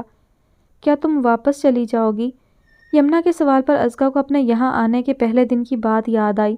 وہ واقعی یہاں سے جانے کا ارادہ کر کے ہی آئی تھی، جس کا اظہار یمنا سے کرنے میں اس نے کوئی جھجک محسوس نہیں کی تھی۔ یمنا نے اسی خدشے کے تحت یہ سوال کیا تھا۔ نہیں، اس وقت بس غصے اور بدگمانی کی وجہ سے وہ سب کہہ دیا تھا۔ اپنا حق چھوڑنا تو ازکا مرتضیٰ نے سیکھا ہی نہیں۔ تمہارے چاچو کی اور زوبیہ کے لیے ساری محبت ناک کے بل نہ نکالی تو میرا نام بھی ازکا مرتضیٰ نہیں، اس نے مضبوط لہجے میں جواب دیا۔ البتہ آخری جملہ اس نے دل میں ہی کہا تھا کہ بقول ازکا کے سامنے اپنے چاچو کی چمچی بیٹھی تھی۔ یمنا اس کی بات سن کر خوشی سے اس کا ہاتھ تھام گئی تھی۔ ازکا اس کی طرف دیکھ کر دھیرے سے مسکرا دی۔ ازکا کا یمنا کے کالج جانے کے بعد اب زیادہ تر وقت سعیدہ اور پودوں کے ساتھ گزرنے لگا تھا۔ صہیب افندی کے کہنے پر اپنی پڑھائی پھر سے شروع کرو اس نے منع کر دیا تھا، کیونکہ پڑھنا کبھی بھی اس کا شوق نہیں رہا تھا، اسی لیے اب بھی اس نے سہولت سے انکار کر دیا تھا۔ صہیب افندی نے بھی زیادہ اصرار نہیں کیا، ان کے لیے یہی کافی تھا کہ اب وہ پہلے سے کافی حد تک سنبھل گئی تھی۔ جب کبھی مرتضیٰ صاحب کی زیادہ یاد آتی تو وہ سعیدہ کے ساتھ کچن میں گھس جاتی، جس کا نتیجہ یہ نکلا کہ وہ کچھ ہی دنوں میں اب اچھی خاصی کوکنگ کرنا سیکھ گئی تھی۔ البتہ رمیسہ بیگم کے ساتھ ساتھ وہ اسرا اور یسرا سے خوب ناراضگی جتا رہی تھی۔ جب بھی حیدرآباد سے فون آتا تو وہ بات کرنے سے انکار کر دیتی۔ ارہاب افندی سے بھی اس دن کے واقعے کے بعد اس کا سامنا نہیں ہوا تھا، لیکن اس کے ذہن میں مسلسل بقول ازکا مرتضیٰ کے ڈاکٹر کھڑوس کی گرل فرینڈ کھٹک رہی تھی۔ اس کا بس نہیں چل رہا تھا کہ کس طرح وہ اس لڑکی کو ارہاب افندی کے دل سے کھینچ کر باہر پھینک دے اور خود اس کی جگہ قبضہ جما لے، کیونکہ یہ حقیقت اب اس پر پہلے سے بھی زیادہ واضح انداز میں آشکار ہو چکی تھی کہ ڈاکٹر کھڑوس بڑے استحقاق سے اس کے دل میں براجمان ہو چکا ہے، لیکن وہ اپنے کسی بھی عمل سے ارہاب افندی کو خبردار نہیں کرنا چاہتی تھی، کیونکہ سب سے پہلے اس کا ارادہ ڈاکٹر کھڑوس کی گرل فرینڈ کو ٹھکانے لگانے کا تھا، اور وہ جانتی تھی کہ ایک بار ارہاب افندی نے اس زوبیہ نامی چڑیل کی طرف سے دل کی آنکھیں بند کی تو اگلی بار آنکھیں کھولنے پر اس کو وہاں زوبیہ نہیں ازکا مرتضیٰ کھڑی ملے گی۔ البتہ اس کو ابھی تک کوئی ایسا راستہ یا طریقہ نہیں ملا تھا جس پر چل کر عمل کر کے وہ ارہاب افندی کو اپنی طرف متوجہ کرتی، اور پھر کچھ ہی دنوں بعد ارہاب افندی نے انجانے میں خود ہی اس کو وہ موقع فراہم کر دیا تھا، اور اب ازکا مرتضیٰ پرجوش تھی اپنے بنائے گئے منصوبوں پر عمل کرنے کے لیے، جبکہ ارہاب افندی کے وہم و گمان میں بھی نہیں تھا کہ اس کی 18 سالہ بیوی، جس کو خود سے عمر میں 17 سال چھوٹا ہونے کی وجہ سے بالکل ہی بچی سمجھ رہا ہے، اس کے 14 طبق روشن کرنے والی ہے۔ گاڑی کے راج میں کھڑی کرنے کے بعد وہ لاؤنج کی طرف بڑھ رہا تھا جب اس کی نظر لان کے ایک کونے میں موجود ازکا پر پڑی۔ وہ پانی کا پائپ پکڑے پودوں کو پانی دے رہی تھی۔ کچھ سوچتے ہوئے وہ لان کی جانب بڑھا اور چپکے سے اس کے پیچھے جا کر کھڑا ہوا، پھر ہلکا سا کھنکارتے ہوئے اس کو اپنی جانب متوجہ کیا۔ وہ جو اس سے انجان اپنا دوپٹہ گلے میں ڈالے کمر کے ساتھ ڈھیلا سا باندھ کر پودوں کو پانی دینے میں مگن تھی، آواز پر تیزی سے پیچھے مڑی تو اس کے ہاتھ میں موجود پانی کا پائپ بھی اسی تیزی سے ارحاب افندی کو بھگو کر نیچے گر چکا تھا۔ ارحاب نے صدمے سے ایک نظر اپنے بھیگے کپڑوں پر ڈالی اور دوسری نظر اس پر جو خود بھی پوری آنکھیں کھول کر اس کو دیکھ رہی تھی۔ یہ کیا بدتمیزی ہے؟ ارحاب افندی نے دانت پیستے ہوئے اپنی گیلی شرٹ کی طرف اشارہ کرتے ہوئے کہا۔ ازکا نے اس کی بات پر آنکھیں سکوڑیں۔ مجھے کیا پتا تھا کہ آپ چوروں کی طرح اتنی خاموشی سے یہاں کھڑے ہوں گے، میں تو خود آپ کی آواز سے ڈر گئی تھی۔ اس نے آنکھیں گھماتے ہوئے اس کو جواب دینے کے ساتھ ہی اپنا دوپٹہ بھی کمر سے کھول کر سر پر اچھی طرح جما لیا تھا۔ ارحاب نے اس کے جواب پر ایک گہرا سانس لیتے ہوئے خود کو پرسکون کیا۔ میں تمہیں یہ کہنے آیا تھا کہ آج شام تک تم اور یمنا تیار ہو جانا۔ آج کا ڈنر ہمارا ڈاکٹر حماد کی طرف ہے۔ ٹھیک 7 بجے تم دونوں مجھے تیار ملو۔ وہ کہتے ساتھ ہی واپس مڑ گیا تھا جبکہ پیچھے ازکا کی خوشی سے آنکھیں چمکی تھیں کیونکہ وہ بھی وشما سے ملنا چاہتی تھی۔ نرم لہجے اور سلجھے ہوئے انداز میں بولنے والی وشما اس کو اور یمنا دونوں کو ہی بے حد بھا گئی تھی۔ وہ جلدی سے بھاگتے ہوئے لاؤنج کی طرف آئی تھی جہاں سعیدہ جھاڑ پھونک میں لگی ہوئی تھی اور یمنا ایک ہاتھ میں موبائل پکڑے تیزی سے ٹائپ کرنے کے ساتھ ساتھ سعیدہ سے بات کرتے ہوئے منہ بھی اسی تیزی سے چلا رہی تھی۔ کیا ہو رہا ہے؟ اس نے چہکتے ہوئے کہا تو یمنا اور سعیدہ نے اپنے اپنے کام چھوڑ کر گھور کر اس کو دیکھا۔ البتہ دونوں کے گھورنے کا مقصد الگ تھا۔ ازکا بی بی سعیدہ کے زور سے چیخنے پر ازکا ڈر کر اچھلتے ہوئے یمنا پر جا گری تھی جس کا موبائل سعیدہ کے چیخنے اور ازکا کے اس پر گرنے کے نتیجے میں نیچے فرش پر جا گرا تھا، اور اب کی بار موبائل کو کئی حصوں میں بٹے دیکھ کر یمنا کی چیخ نکلی تھی اور اس کی چیخ پر اب کی بار ازکا کے ساتھ ساتھ سعیدہ بھی اچھل پڑی تھی۔ لگاتار چیخوں کی آواز پر صہیب افندی تیزی سے کمرے سے باہر نکلے تھے اور ان کی آنکھیں دیکھ کر اندازہ کیا جا سکتا تھا کہ وہ گہری نیند سے جاگے تھے، جبکہ سیڑھیوں پر کھڑے ارحاب افندی کا بس نہیں چل رہا تھا کہ ان تینوں کو جا کر ایک ایک لگائے تاکہ ان کے ہوش ٹھکانے لگیں۔ میرا موبائل! سب سے پہلے یمنا کی صدمے سے چور آواز آئی تھی جبکہ ازکا اور سعیدہ نے اپنے اپنے کانوں سے ہاتھ ہٹائے اور موبائل کی جانب دیکھا۔ یہ کیسے گرا؟ موبائل کی جانب اشارہ کرتے ہوئے صہیب افندی نے سنجیدگی سے پوچھا۔ یمنا نے جلدی سے ازکا کی جانب اشارہ کیا کیونکہ اس کے مطابق ازکا اس پر نہ گرتی تو موبائل بھی نہ گرتا، جبکہ اپنی طرف اشارہ دیکھتے ازکا نے تیزی سے نفی میں گردن ہلاتے ہوئے سعیدہ کی طرف اشارہ کیا۔ پہلے جو سب ازکا کی طرف دیکھ رہے تھے ان کی گردنیں خود بخود سعیدہ کی جانب مڑی تھیں۔ میری طرف کیوں اشارہ کر رہی ہیں ازکا بی بی؟ موبائل تو آپ کی وجہ سے ٹوٹا ہے نا؟ سعیدہ خود پر الزام لگتے دیکھ کر چمک کر بولی تھی۔ اس کی بات پر ایک بار پھر سب کا رخ ازکا کی جانب ہوا تھا۔ اگر تم نہ چیختی تو میں نہ ڈرتی اور یمنا پر نہ گرتی اور اس طرح یمنا کا موبائل بھی نہیں ٹوٹتا۔ اس نے دانت پیستے ہوئے کہا تو سعیدہ کو اپنے چیخنے کی وجہ یاد آئی اور یاد آتے ہی اس کی ایک بار پھر سے چیخ نکل گئی تھی، جس پر اب کی بار یمنا اور ازکا کے ساتھ ساتھ صہیب افندی اور ارحاب افندی نے بھی کانوں پر ہاتھ رکھے تھے۔ یہ کیا طریقہ ہے سعیدہ، کیوں چیخیں مار رہی ہو؟ صہیب افندی نے ناگوار لہجے میں کہا تو سعیدہ نے پلکیں جھپکائیں اور اس کا پلکیں جھپکانا تھا کہ اس کی آنکھوں سے آنسو ٹپ ٹپ گرنے لگے۔ ارحاب نے بیزاری سے سر جھٹکا کہ وہ سعیدہ کی عادت سے بخوبی واقف تھا۔ وہ یہ مگرمچھ کے آنسو تبھی بہاتی جب ڈانٹ سے بچنا ہوتا تھا۔ صہیب بھائی، میں نے 2 گھنٹے لگائے تھے لاؤنج کی صفائی کرنے میں، پورے 2 گھنٹے، اور ازکا بی بی نے اپنے کیچڑ سے بھرے ہوئے پاؤں لاؤنج میں لا کر پھر سے سارا لاؤنج گندا کر دیا۔ بس بہت ہو گیا، اب یہ میں پھر سے صاف نہیں کروں گی، بلکہ کل سے میں اس گھر کی صفائی ہی نہیں کروں گی۔ اب سے اس گھر کی صفائی یمنا بی بی اور ازکا بی بی خود کریں گی، اور اگر مجھے زیادہ کچھ کہنے کی کوشش کی تو میں بیگم صاحبہ کو فون کر کے بتا دوں گی کہ ان کے جانے کے بعد اس گھر میں مجھ معصوم پر یہ دونوں کیا کیا ظلم کرتی رہی ہیں۔ سعیدہ نے اصل بات سے پردہ اٹھانے کے بعد جی بھر کر اپنے دل کی بھڑاس نکالی اور لمحوں میں لاؤنج سے ایسے غائب ہوئی جیسے گدھے کے سر سے سینگ۔ اس کے جانے کے بعد ارحاب افندی نے گھور کر اس کو دیکھا جو سعیدہ کی جذباتی تقریر سن کر خود بھی کچھ جذباتی سی ہو گئی تھی اور چور نظروں سے لاؤنج میں پھیلے کیچڑ کو دیکھ رہی تھی، جبکہ یمنا ابھی تک اپنے موبائل کے صدمے سے ہی واپس نہیں آئی تھی۔ اب سے ٹھیک 20 منٹ بعد نیچے آ کر دیکھوں تو مجھے لاؤنج صاف ستھرا نظر آئے۔ ارحاب نے ازکا کی طرف دیکھتے ہوئے لاؤنج کی طرف اشارہ کر کے کہا اور تیزی سے سیڑھیاں پھلانگتا ہوا اپنے کمرے کی طرف بڑھ گیا۔ सुहेब अफंदी ने एक नज़र ऊपर जाते इरहाब को देखा और उन दोनों के करीब आते हुए बोले, लाउंज की सफाई आप दोनों मिलकर करेंगी और इसके बाद जाकर इस ड्रामा क्वीन को मनाएंगी और फिर हम आप दोनों का मोबाइल लेने मार्केट जाएंगे। सुहेब अफंदी ने अज़का का शर्मिंदगी से झुका सर देखकर नरम लहजे में कहा तो वो जो अब सुहेब अफंदी से डांट सुनने की मुंतज़िर थी उसका अटका हुआ सांस बहाल हुआ। लेकिन वो आज तो हमाद अंकल की तरफ डिनर पर जाना है। अज़का को इरहाब की बात याद आई तो वो ऊपर वाले पोर्शन की जानिब देखते हुए बोली, ओह चलो फिर ऐसा करते हैं कि मोबाइल लेने कल चलेंगे और हाँ आज अज़का और इरहाब चले जाएंगे डिनर पर और हम आपकी मामा आएंगी तो फिर हो आएंगे हमाद की तरफ।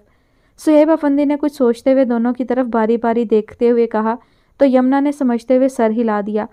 फिर उनके जाने के बाद अज़का यमुना की तरफ पलटी थी। मैं अकेली कैसे जाऊंगी यमुना, तुम भी चलो ना साथ प्लीज़, अज़का ने कुछ रोहासे लहजे में कहा। अकेली कहाँ यार, चाचू होंगे ना तुम्हारे साथ, यमुना ने तसल्ली देते हुए कहा तो अज़का ने आहिस्तगी से सर हिला दिया। चलो अब लाउंज की सफाई करो, यमुना ने अपने टूटे हुए मोबाइल की तरफ देखते हुए कहा तो अज़का ने उसको आंखें दिखाईं। आंखें क्यों दिखा रही हो, याद नहीं मेरे चाचू ने क्या कहा था, यमुना ने मज़े से कहते हुए सोफे पर बैठते हुए कहा। और तुम्हें याद नहीं कि मेरे चाचू ने क्या कहा था, उसने सुहेब अफंदी का हवाला देते हुए कहा तो यमुना मुंह फुलाते हुए खड़ी हुई और फिर कुछ देर बाद वो दोनों लाउंज को चमकाने में लगी हुई थी। आखिर को उन्हें सईदा को भी तो दिखाना था कि अकेली वही सुघड़ नहीं है इस दुनिया में। लाल और काले रंग के इम्तजाज के साथ बड़ा सा लाल रंग का दुपट्टा सीने पर फैलाए, सर पर काले रंग का स्कार्फ लपेटे वो बेहद खूबसूरत लग रही थी। मेकअप के नाम पर हल्के रंग की लिपस्टिक और आंखों में काजल डाले वो मुकम्मल तैयार थी।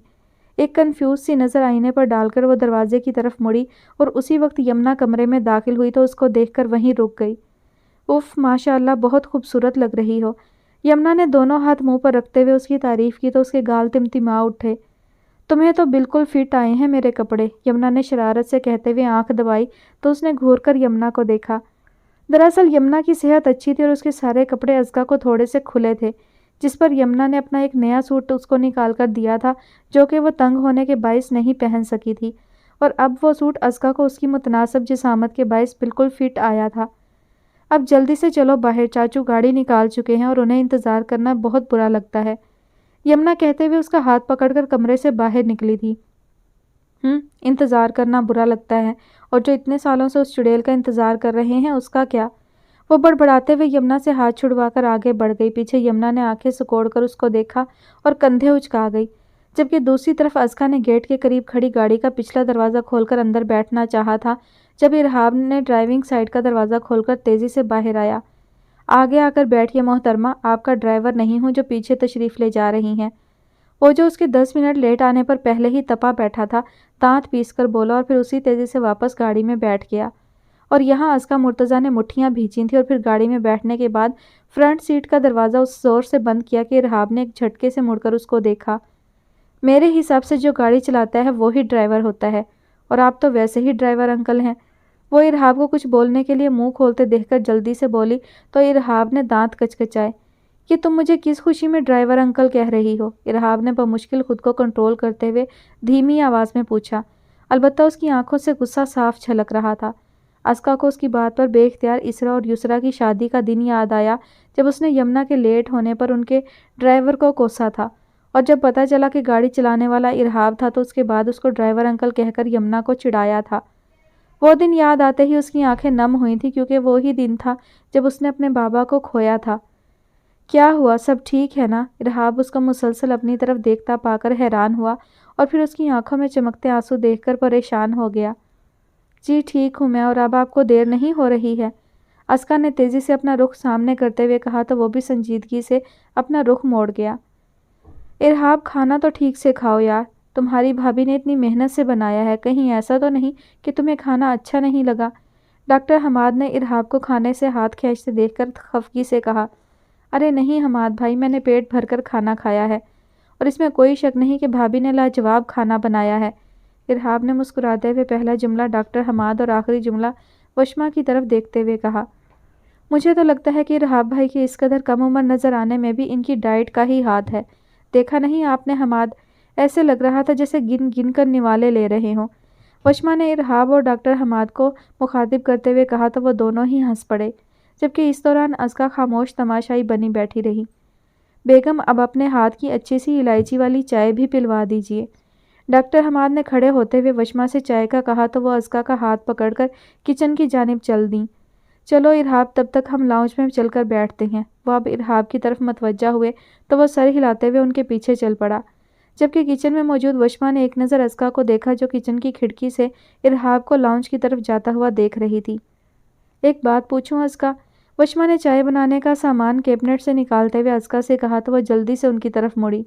جی ضرور پوچھیں۔ ازکا کچن میں موجود میز کے گرد رکھی کرسیوں میں سے ایک پر بیٹھتے ہوئے بولی۔ تمہارے اور ارحاب بھائی کے درمیان سب ٹھیک ہے نا؟ وشما نے کچھ جھجکتے ہوئے سوال کیا تھا۔ ازکا خاموشی سے ان کو دیکھنے لگی تو وہ جلدی سے بولی، دراصل مجھے تمہارے اور ارحاب بھائی کے درمیان کچھ جنبیت سی محسوس ہوئی تو اس لیے پوچھا۔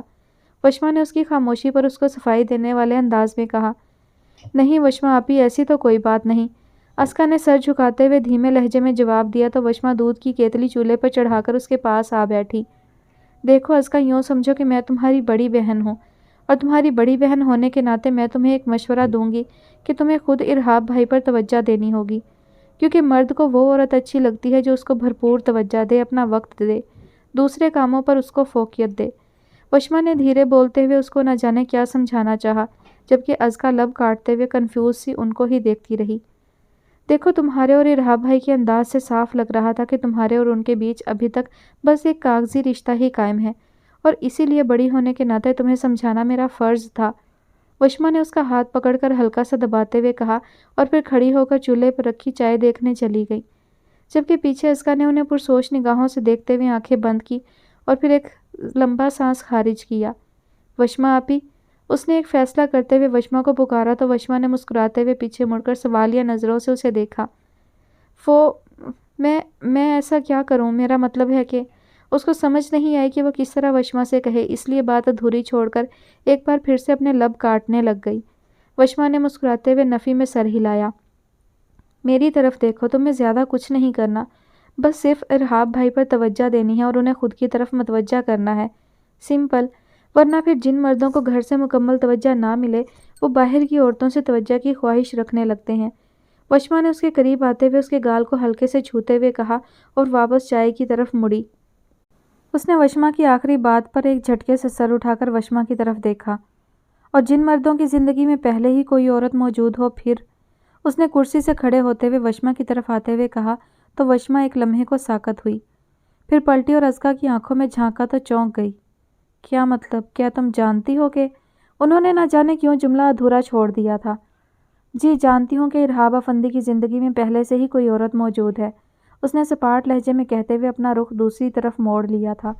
وشما کچھ لمحے اس کو دیکھتی رہی، پھر سر جھٹک کر چائے کی طرف متوجہ ہوئی، 2 کپ ٹرے میں رکھ کر کچن سے باہر چلی گئی۔ کچھ دیر بعد لوٹی اور وہاں رکھے 2 کپوں میں سے ایک چائے کا کپ ازکا کی جانب بڑھایا، جبکہ دوسرا اپنے ہاتھ میں لیے میز کے گرد رکھی کرسی پر آ بیٹھی اور اسے بھی بیٹھنے کا اشارہ کیا۔ اب بتاؤ، تمہیں کیسے پتہ چلا زوبیہ کے بارے میں؟ ایک ہاتھ کی مٹھی بنا کر اپنے گال پر رکھتے ہوئے کوہنی میز سے ٹکا کر اس نے سوال کیا۔ مجھے تو یمنا نے بتایا تھا، پر آپ کو کیسے پتا؟ ازکا نے دونوں ہاتھ چائے کے کپ پر رکھتے ہوئے وشما کے سوال کا جواب دے کر وہی سوال ان سے کیا تو وہ سیدھی ہوئی۔ مجھے حماد نے بتایا تھا، حماد جانتے ہیں ارحاب اور زوبیہ کے بارے میں سب کچھ۔ وشما نے اس کو جواب دے کر چائے کا سپ لیا۔ وہ خاموش رہی۔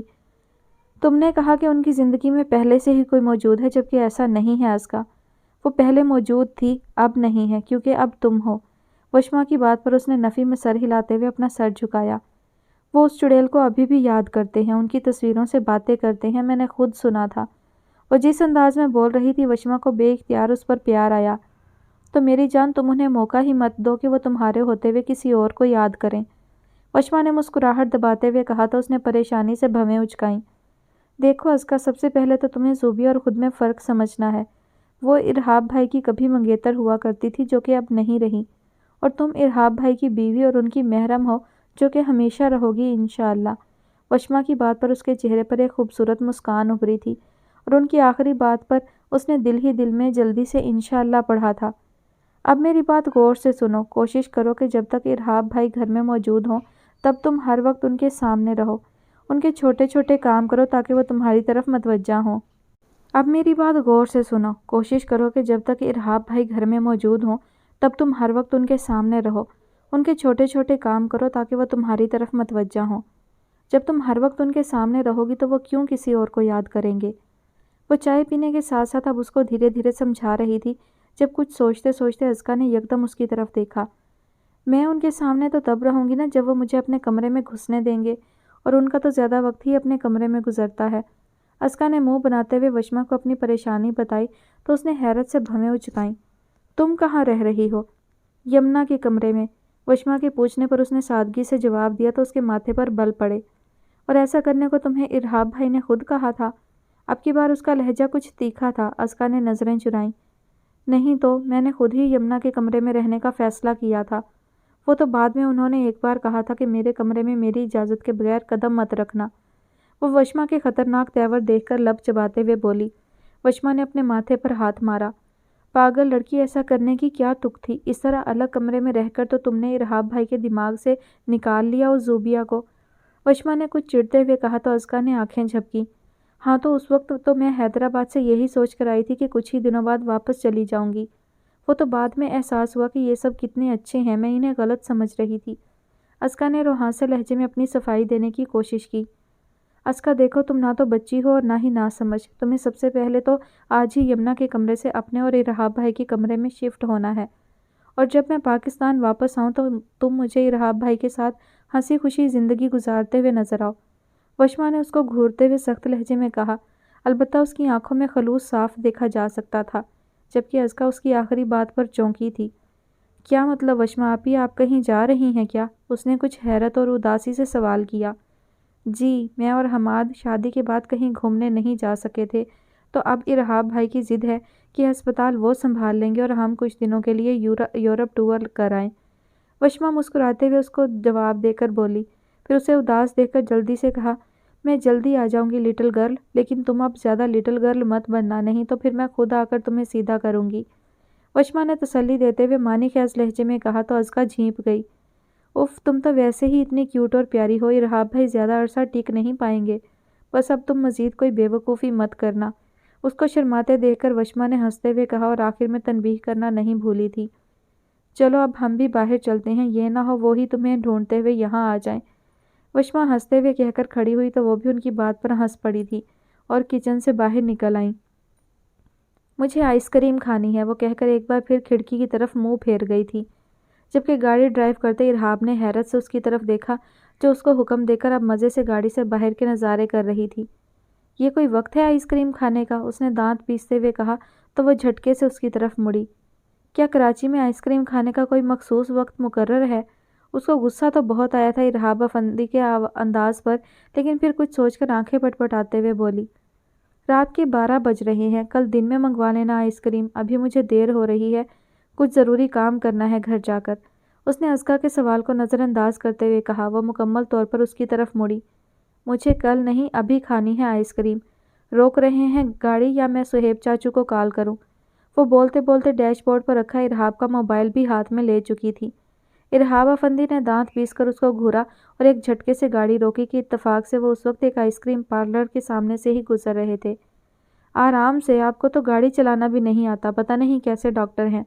اور غصے سے باہر نکلتے ارہاب افندی نے اس کی بات سن کر حیرت سے مڑ کر اس کو دیکھا اور سوچنے لگا کہ بھلا گاڑی چلانے کا اس کے ڈاکٹر ہونے سے کیا تعلق، مگر اس کو اپنے موبائل کے پاس ورڈ سے تباہ آزمائی کرتے دیکھ کر لمبی سانس خارج کرتے ہوئے باہر نکل گیا، جبکہ اس کے جاتے ہی ازکا نے ماتھے پر ہاتھ مارا کہ تھوڑی دیر پہلے بولے جانے والے اپنے جملے کی اس کو خود بھی سمجھ نہیں آئی تھی۔ کچھ دیر بعد وہ واپس آیا تو اس کے ہاتھ میں ایک بڑا کپ چاکلیٹ آئس کریم کا تھا۔ اس نے گاڑی میں بیٹھ کر آئس کریم اس کی طرف بڑھائی اور دوسرے ہاتھ سے اپنا موبائل لینا چاہا تو وہ بھی شرافت سے موبائل اس کو تھماتے ہوئے دوسرے ہاتھ سے آئس کریم تھام گئی، لیکن پھر اس کے فلیور پر نظر پڑی تو چونک گئی۔ آپ کو کیسے پتا کہ میرا چاکلیٹ فلیور فیورٹ ہے؟ اس نے آئس کریم کے کپ سے کور ہٹاتے ہوئے پوچھا۔ اکثر لڑکیوں کا چاکلیٹ فلیور ہی فیورٹ ہوتا ہے، اس لیے تمہارے لیے بھی یہی فلیور لے لیا، وہ گاڑی سٹارٹ کرتے ہوئے بولا۔ کیوں، آپ کی بہن کا بھی چاکلیٹ فلیور ہی فیورٹ تھا؟ اس نے آئس کریم کھاتے ہوئے سرسری انداز اپناتے ہوئے کہا۔ ارہاب افندی نے حیرت سے اس کو دیکھا۔ کون سی بہن؟ وہ حیرت بھرے لہجے میں پوچھ رہا تھا۔ ارے وہی جس کی تصویر اس دن میں اٹھا کر دیکھ رہی تھی اور آپ نے غصے سے آ کر مجھ سے وہ تصویر چھین لی تھی، وہ مزے سے آئس کریم کھاتے ہوئے بول رہی تھی جب ایک دم سے گاڑی کو جھٹکا لگا تھا۔ سڑک کے بیچوں بیچ گاڑی روکنے پر پیچھے سے کئی لوگ اپنی اپنی گاڑی کا ہارن بجا رہے تھے، لیکن ارہاب افندی تو ساکت نظروں سے اس کو دیکھ رہا تھا جو پرسکون انداز میں آئس کریم کھا رہی تھی۔ تم سے کس نے کہا کہ وہ میری بہن کی تصویر ہے؟ اس نے سرد لہجے میں سوال کیا تو ایک لمحے کو ازکا کا دل دھڑکا تھا، لیکن پھر خود پر قابو کرتے ہوئے بولی، کہا تو کسی نے نہیں تھا، بس میں نے خود ہی اندازہ لگا لیا۔ اب آپ خود ہی سوچیں بھلا وہ اور کس کی تصویر ہو سکتی ہے سوائے آپ کی بہن کے؟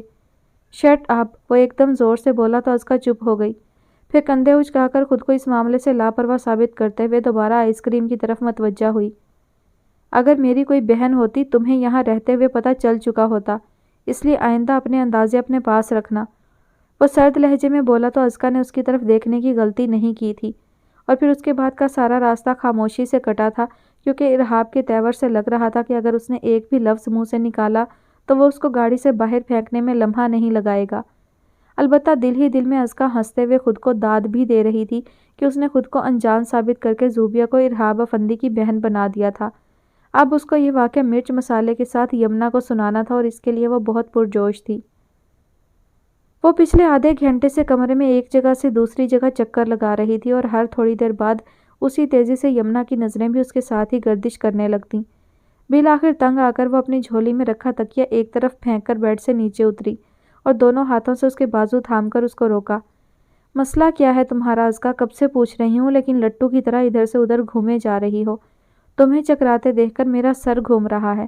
اب ٹانگوں کو تھوڑا سکون دو اور زبان کو کچھ بولنے کی زحمت دو۔ یمنا تیز تیز بولتے ہوئے اس کو زبردستی بیڈ کے کنارے پر بٹھانے میں بھی کامیاب ہو چکی تھی۔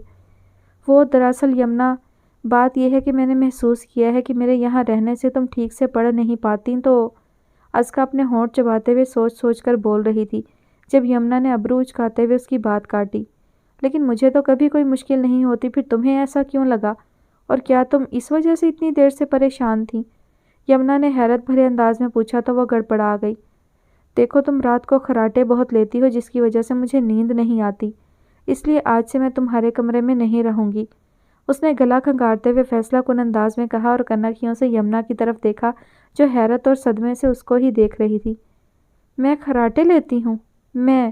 کتنی بڑی جھوٹی ہو تم یار، کتنی بار تو میں تمہاری خراٹے لیتے ہوئے ویڈیو بنا کر تمہیں دکھا چکی ہوں۔ یمنا حیرت سے گنگ لہجے میں بول رہی تھی۔ مجھے کچھ نہیں پتا، بس مجھے اب تمہارے ساتھ نہیں رہنا یہاں، تم رات کو دیر تک پڑھتی ہو جس کی وجہ سے میری نیند خراب ہوتی ہے، ازکا نے اب کی بار بیڈ سے کھڑے ہوتے ہوئے کچھ اونچی آواز میں کہا تو یمنا نے آنکھیں پھاڑ کر اس کو دیکھا۔ اچھا، ابھی تو تم کہہ رہی تھی کہ میرے خراٹوں کی وجہ سے تمہیں نیند نہیں آتی اور اب اتنی جلدی اپنا بیان بدل لیا؟ یمنا نے کمر پر دونوں ہاتھ رکھتے ہوئے تیکھے انداز میں پوچھا۔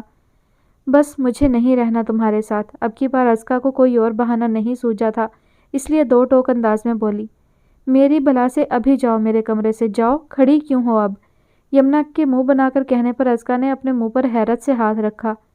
بیٹا تمیز سے، رشتے میں تمہاری چاچی لگتی ہوں، ازکا نے آنکھیں سکوڑتے ہوئے کہا تو یمنا نے اس کی بات پر ہوا میں ہاتھ ہلایا جیسے کہہ رہی ہو مجھے پرواہ نہیں۔ ازکا مزید کچھ کہے بغیر خاموشی سے کمرے سے باہر نکل گئی۔ پیچھے یمنا نے لب کاٹتے ہوئے پریشانی سے اپنے کمرے کے بند دروازے کو دیکھا۔ یہ آج اس کو ہو کیا گیا ہے؟ خود سے سوال کرتی وہ وہیں بیڈ پر بیٹھ کر اس کے رویے کے بارے میں سوچنے لگی۔ وہ آہستہ سے ارد گرد دیکھتی سیڑھیاں چڑھ رہی تھی اور ساتھ ہی تھوڑی دیر پہلے یمنا سے ہونے والی بحث کے بارے میں سوچ رہی تھی۔ وہ جب سے ارہاب کے ساتھ وشما اور ڈاکٹر حماد کے گھر سے واپس آئی تھی، اس کے ذہن میں مسلسل وشما کی باتیں گھوم رہی تھیں۔ اس کو وشما کی ارہاب کے کمرے میں شفٹ ہونے والی بات پر عمل کرنا مشکل لگ رہا تھا۔ سب سے پہلے تو اس کو یمنا سے کوئی بہانہ کرنا تھا، اسی لیے وہ الٹی سیدھی باتیں کر کے اس کو بحث میں الجھا کر کمرے سے نکل آئی تھی۔ نہ جانے کیوں اس کو یمنا کو ڈائریکٹ ارہاب کے کمرے میں شفٹ ہونے کے بارے میں بتانا عجیب لگ رہا تھا، شاید اس لیے کہ وہ پہلے خود ہی ارہاب کے کمرے میں رہنے سے منع کر چکی تھی اور یمنا کو بھی یہ باور کروا چکی تھی کہ اس نے اس شادی کو قبول نہیں کیا اور وہ واپس حیدرآباد جائے گی، یا شاید اس کو ارہاب کے کمرے میں اس کی بیوی کی حیثیت سے شفٹ ہونے کی وجہ سے شرم آ رہی تھی۔ اف، کبھی نہیں شرم، اور وہ بھی ان ڈاکٹر کھڑوس کی وجہ سے۔ اپنے آخری خیال پر وہ جھرجھری لیتے ہوئے بولی اور ایک نظر اپنے سامنے موجود ارہاب کے کمرے کے دروازے کو گھورا۔ چاچو کی چمچی کو تو ٹوپی پہنا آئی ہوں، اب اس کے چاچو سے کیا بہانہ کروں گی؟ وہ مسلسل ہونٹ چباتے ہوئے سوچ رہی تھی جب کمرے کے اندر سے ہلکے سے کھٹکے کی آواز آئی تو وہ ایک دم پیچھے کو اچھلی۔ اب کیا کروں؟ حد ہوتی ہے ازکا، پچھلے 1 مہینے سے تم یمنا کے ساتھ رہ رہی تھی، وہیں آج کی رات بھی گزار لیتی۔ اب اگر انہوں نے کمرے میں نہ گھسنے دیا تو رات کہاں گزاروں گی، اور وہ بھی اکیلی؟ وہ منہ ہی منہ میں بڑبڑاتے ہوئے آہستہ سے دروازہ اندر کی طرف دھکیلا تو کھلتا چلا گیا۔ وہ دبے پاؤں اندر داخل ہوئی تو اس کی نظر صوفے کے ایک طرف رکھی چھوٹی سی میز پر پڑی جہاں ارحاب کا لیپ ٹاپ رکھا تھا، جبکہ بیڈ خالی تھا اور ارحاب کمرے میں کہیں دکھائی نہیں دیا، جس کا مطلب تھا کہ وہ باتھ روم میں ہے۔ وہ تیزی سے انگلیاں چٹکھاتی بیڈ کی جانب بڑھی اور وہاں سے ایک تکیہ اور چادر اٹھا کر صوفے پر پھینکتے ہوئے واپس بیڈ کی طرف آئی۔ سو جاؤ ازکا، شاباش، اس سے پہلے کہ ڈاکٹر خڑوس آ جائیں۔ وہ بڑبڑائی اور اپنا دوپٹہ خود پر پھیلاتے ہوئے آنکھیں بند کر کے سونے کی کوشش کرنے لگی تھی۔ سونے سے پہلے وہ اپنی طرف کا لیمپ بند کر چکی تھی۔ ابھی اس کو لیٹے 15 منٹ ہی ہوئے ہوں گے جب باتھ روم کا دروازہ کھلنے کی آواز آئی تو اس کی پلکیں لرزیں اور پھر ایک دم سے اس نے ہلکے ہلکے خراٹے لینے شروع کر دیے۔ دوسری طرف ارحاب سکون سے شاور لے کے باتھ روم سے نکلا تو چونک گیا۔ اس کو کمرے میں اندھیرا محسوس ہوا تو اس نے بیڈ کی طرف نظر ڈالی جس کا ایک لیمپ بند تھا، اور اسی وقت اس کی نظر اپنے بیڈ پر لیٹے وجود پر پڑی تو اس کی آنکھیں پھیلیں۔ وہ تیزی سے بیڈ کی دوسری جانب آیا اور جھک کر اس کی طرف ہاتھ بڑھایا۔ جب اس کو ہلکے ہلکے خراٹے سنائی دیے تو وہ لب بھینچتے ہوئے پیچھے ہوا۔ وہ جان گیا تھا کہ وہ ازکا کے علاوہ اور کوئی نہیں، لیکن وہ اس کے اس طرح اچانک کمرے میں آنے کی وجہ سمجھ نہیں پایا تھا۔ وہ آنکھیں سکوڑے اسی کو دیکھ رہا تھا جس کے خراٹوں کی آواز لمحہ ب لمحہ اونچی ہوتی جا رہی تھی۔ سنو، میں جانتا ہوں کہ تم جاگ رہی ہو، اس لیے شرافت سے اٹھو اور بتاؤ کہ یہ کیا نیا ڈرامہ ہے۔ وہ آواز دھیمی رکھتے سخت لہجے میں بول رہا تھا۔ نیا ڈرامہ تو ایسے کہہ رہے ہیں جیسے پہلے پتہ نہیں کتنے ڈرامے کر چکی ہوں میں ان کے ساتھ۔ وہ دانت کچکچاتے ہوئے دل ہی دل میں بول رہی تھی، جبکہ اس کے وجود میں کوئی جنبش نہ دیکھ کر ارحاب کے ماتھے پر بل مزید بڑھے تھے۔ صرف 15 منٹ، اتنی دیر میں تو تم نہیں سو سکتی۔ اگر تم نہ اٹھیں تو میں تمہیں اٹھا کر کمرے سے باہر پھینک آؤں گا۔ وہ اب کی بار اس کی طرف ہلکا سا جھک کر کچھ اونچی آواز میں بولا تو ازکا کا دل دھڑکا۔ یا اللہ، کہیں واقعی مجھے کمرے سے باہر ہی نہ پھینک دیں گے۔ وہ سختی سے آنکھیں میچے خراٹے لینے کا مشن جاری رکھتے ہوئے ڈر کر سوچ رہی تھی۔ بے وقوف لڑکی، تم سے تو میں صبح پوچھتا ہوں۔ ارحاب نے دانت پیستے ہوئے بیڈ کی دوسری جانب نظر دوڑاتے ہوئے اس طرف جانا چاہا تو وہاں تکیہ اور چادر نہ دیکھ کر ایک بار پھر چونک پڑا۔ پھر اس نے نظریں ارد گرد گھمائی تو گہرا سانس لیا۔ تکیہ صوفے کے اوپر جبکہ چادر اس سے نیچے لٹک رہی تھی۔ اس نے ایک نظر واپس بیڈ پر لیٹے وجود کو گھور کر دیکھا اور پھر صوفے سے چادر اور تکیہ اٹھا کر بیڈ کی دوسری جانب آ کر لیٹ گیا۔ رات دیر تک مسلسل کام کرنے کی وجہ سے وہ تھک چکا تھا، اس لیے لیٹنے کے کچھ ہی دیر بعد وہ گہری نیند میں چلا گیا تھا، جبکہ اس دوران ازکا نے اس کو بیڈ پر لیٹتے محسوس کر کے اپنی سانسیں رکتی ہوئی محسوس کی تھیں۔ البتہ کافی دیر بعد کسی قسم کی آواز نہ پا کر وہ اپنی سانسیں ہموار کرتی خود بھی آنکھیں موند گئی تھی۔ ارحاب کے چہرے پر دھوپ پڑی تو اس نے دوسری طرف کروٹ بدل کر پھر سے تکیے پر سر رکھ کر سونے کی کوشش کی، لیکن دوبارہ نیند نہ آنے پر یکدم آنکھیں کھولیں اور ایک جھٹکے سے اٹھ کر بیٹھا۔ پھر دیوار پر لگی گھڑی کی طرف دیکھا تو 9 بجنے میں کچھ ہی منٹ باقی تھے۔ نماز قضا ہونے پر افسوس سے سر ہلاتے ہوئے اس نے دوبارہ اپنے بائیں جانب نظر دوڑائی تو وہاں ازکا کو آڑے ترچھے انداز میں سوتے دیکھ کر چونکا اور پھر رات والا واقعہ یاد آنے پر اس کے ماتھے پر بل پڑے۔ سنو، وہ اس کی طرف جھک کر ہلکی آواز میں بولا، لیکن اس کی طرف سے جواب نہ پا کر کچھ لمحے سوچ کر وہ تیزی سے بیڈ سے اتر کر باتھ روم کی جانب بڑھا۔ اس کو پہلے ہی دیر ہو رہی تھی، وہ اب مزید وقت ضائع نہیں کرنا چاہتا تھا۔ کچھ ہی دیر میں شاور لے کر واپس آیا اور ڈریسنگ ٹیبل کے سامنے کھڑے ہو کر تیزی سے بال برش کرنے لگا۔ اگلے 5 منٹ میں وہ مکمل تیار ہو کر واپس بیڈ کی جانب مڑا اور بیڈ کی سائڈ ٹیبل سے اپنی گھڑی اٹھا کر پہنی، پھر ایک نظر اس پر ڈالی جو دنیا جہان سے بے خبر نیند کی وادیوں میں گم تھی۔ تم سے تو میں شام میں آ کر پوچھتا ہوں۔ وہ اس کے چہرے پر نظریں گاڑ کر منہ ہی منہ میں بڑبڑایا اور اپنا لیپ ٹاپ اٹھا کر تیزی سے دروازے کی طرف بڑھا، لیکن پھر ایک خیال آتے ہی یکدم واپس مڑ کر بیڈ کی جانب دیکھا۔ وہ آڑی ترچھی لیٹی بالکل بچی لگ رہی تھی، باتیں بھی بچوں والی ہیں اور حرکتیں بھی۔ وہ بڑبڑاتے ہوئے اس کے نزدیک آیا اور اس پر چادر اچھی طرح پھیلائی، پھر اسی تیزی سے واپس مڑا اور کمرے سے نکلتا چلا گیا۔ پیچھے وہ ہر چیز سے بے خبر خواب خرگوش کے مزے لے رہی تھی۔ کمرے کا دروازہ کافی دیر سے بجایا جا رہا تھا، لیکن وہ ہر دستک پر کروٹ لے کر پھر سے نیند میں گم ہو جاتی۔ لیکن اب کی بار کسی نے ایک دم سے کمرے کا دروازہ دھڑدھڑایا تو وہ اچھلتے ہوئے اٹھ بیٹھی اور تیزی سے اٹھ کر ایک جھٹکے سے دروازہ کھولا تو سعیدہ اور یمنا جو دروازے سے ہی چپکی کھڑی تھیں ایک دوسرے پر گرتے پڑتے آگے پیچھے اندر داخل ہوئیں۔ تم دونوں پاگل ہو کیا؟ اتنی زور سے دروازہ کیوں بجا رہی تھیں؟ میری نیند خراب کر دی۔ وہ دانت پیس کر خونخوار لہجے میں بولی تو سعیدہ نے دانت نکوستے ہوئے منہ پر ہاتھ رکھ کر شرمانے کی بھرپور اداکاری کی تھی، جس پر ازکا نے آنکھیں سکوڑ کر اسے دیکھا۔ خدا کا خوف کرو، کچھ دن کے 12 بج رہے ہیں اور ابھی بھی تمہیں سونا تھا کیا؟ ہم کب سے پریشان تھے کہ کہیں تمہیں کچھ ہو نہ گیا ہو۔ یمنا اس کے قریب آتے ہوئے بھویں اچکاتے ہوئے بولی۔ یمنا بی بی، آپ کیا بچوں جیسی باتیں کر رہی ہیں جی؟ اب رات کو وہ دیر سے سوئیں گی تو پھر دوسرے دن 12 بجے ہی اٹھیں گی نا؟ ازکا کے کچھ بولنے سے پہلے ہی سعیدہ آگے آتی ہوئی سمجھداری سے بولی تو وہ دونوں حیرت سے اس کو دیکھنے لگیں۔ ہیں، تمہیں کیسے پتا کہ میں رات کو دیر سے سوئی تھی؟ ازکا مشکوک انداز میں اس کو دیکھتے ہوئے بولی۔ بس ازکا بی بی، بس آپ نئی نویلی دلہن ہیں، اب مجھ سے کیا چھپانا، میں بھی شادی شدہ ہوں اور… کیا؟ سعیدہ منہ پر ہاتھ رکھے شرماتے ہوئے بول رہی تھی، لیکن اس کا جملہ پورا ہونے سے پہلے ہی ازکا چیختے ہوئے خونخوار انداز میں اس کی طرف بڑھی تھی، لیکن سعیدہ خاتون پکڑے جانے سے پہلے ہی اس کمرے سے فرار ہو چکی تھی۔ ازکا رکو! یمنا جو کب سے خاموش کھڑی تھی، ازکا کو سعیدہ کے پیچھے باہر جاتے دیکھ کر جلدی سے اس کا ہاتھ پکڑ کر اس کو روکا۔ چھوڑو اس کو، تم سچ سچ بتاؤ، کیا تم کل رات واقعی کمرے سے ناراض ہو کر گئی تھی؟ یمنا نے پریشانی سے پوچھا تو وہ آنکھیں گھماتے ہوئے رخ موڑ گئی تھی۔ نہیں، وہ دراصل بات یہ تھی کہ…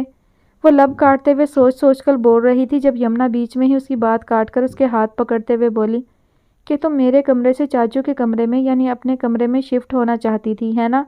یمنا نے آنکھیں پٹ پٹاتے ہوئے شرارتی انداز میں کہا تو ازکا جھینپ گئی۔ اب ہٹو سامنے سے، بھوک لگ رہی ہے مجھے۔ وہ یمنا کو مزید کچھ بولنے کے لیے پر تولتے دیکھ کر جلدی سے اپنے ہاتھ چھڑا کر اس کو پیچھے دھکیلتی ہوئی بولی۔ اوہو چاچی جی، شرم آ رہی ہے ہاں؟ یمنا اسے چھیڑتے ہوئے اس کے پیچھے ہی لپکی تھی۔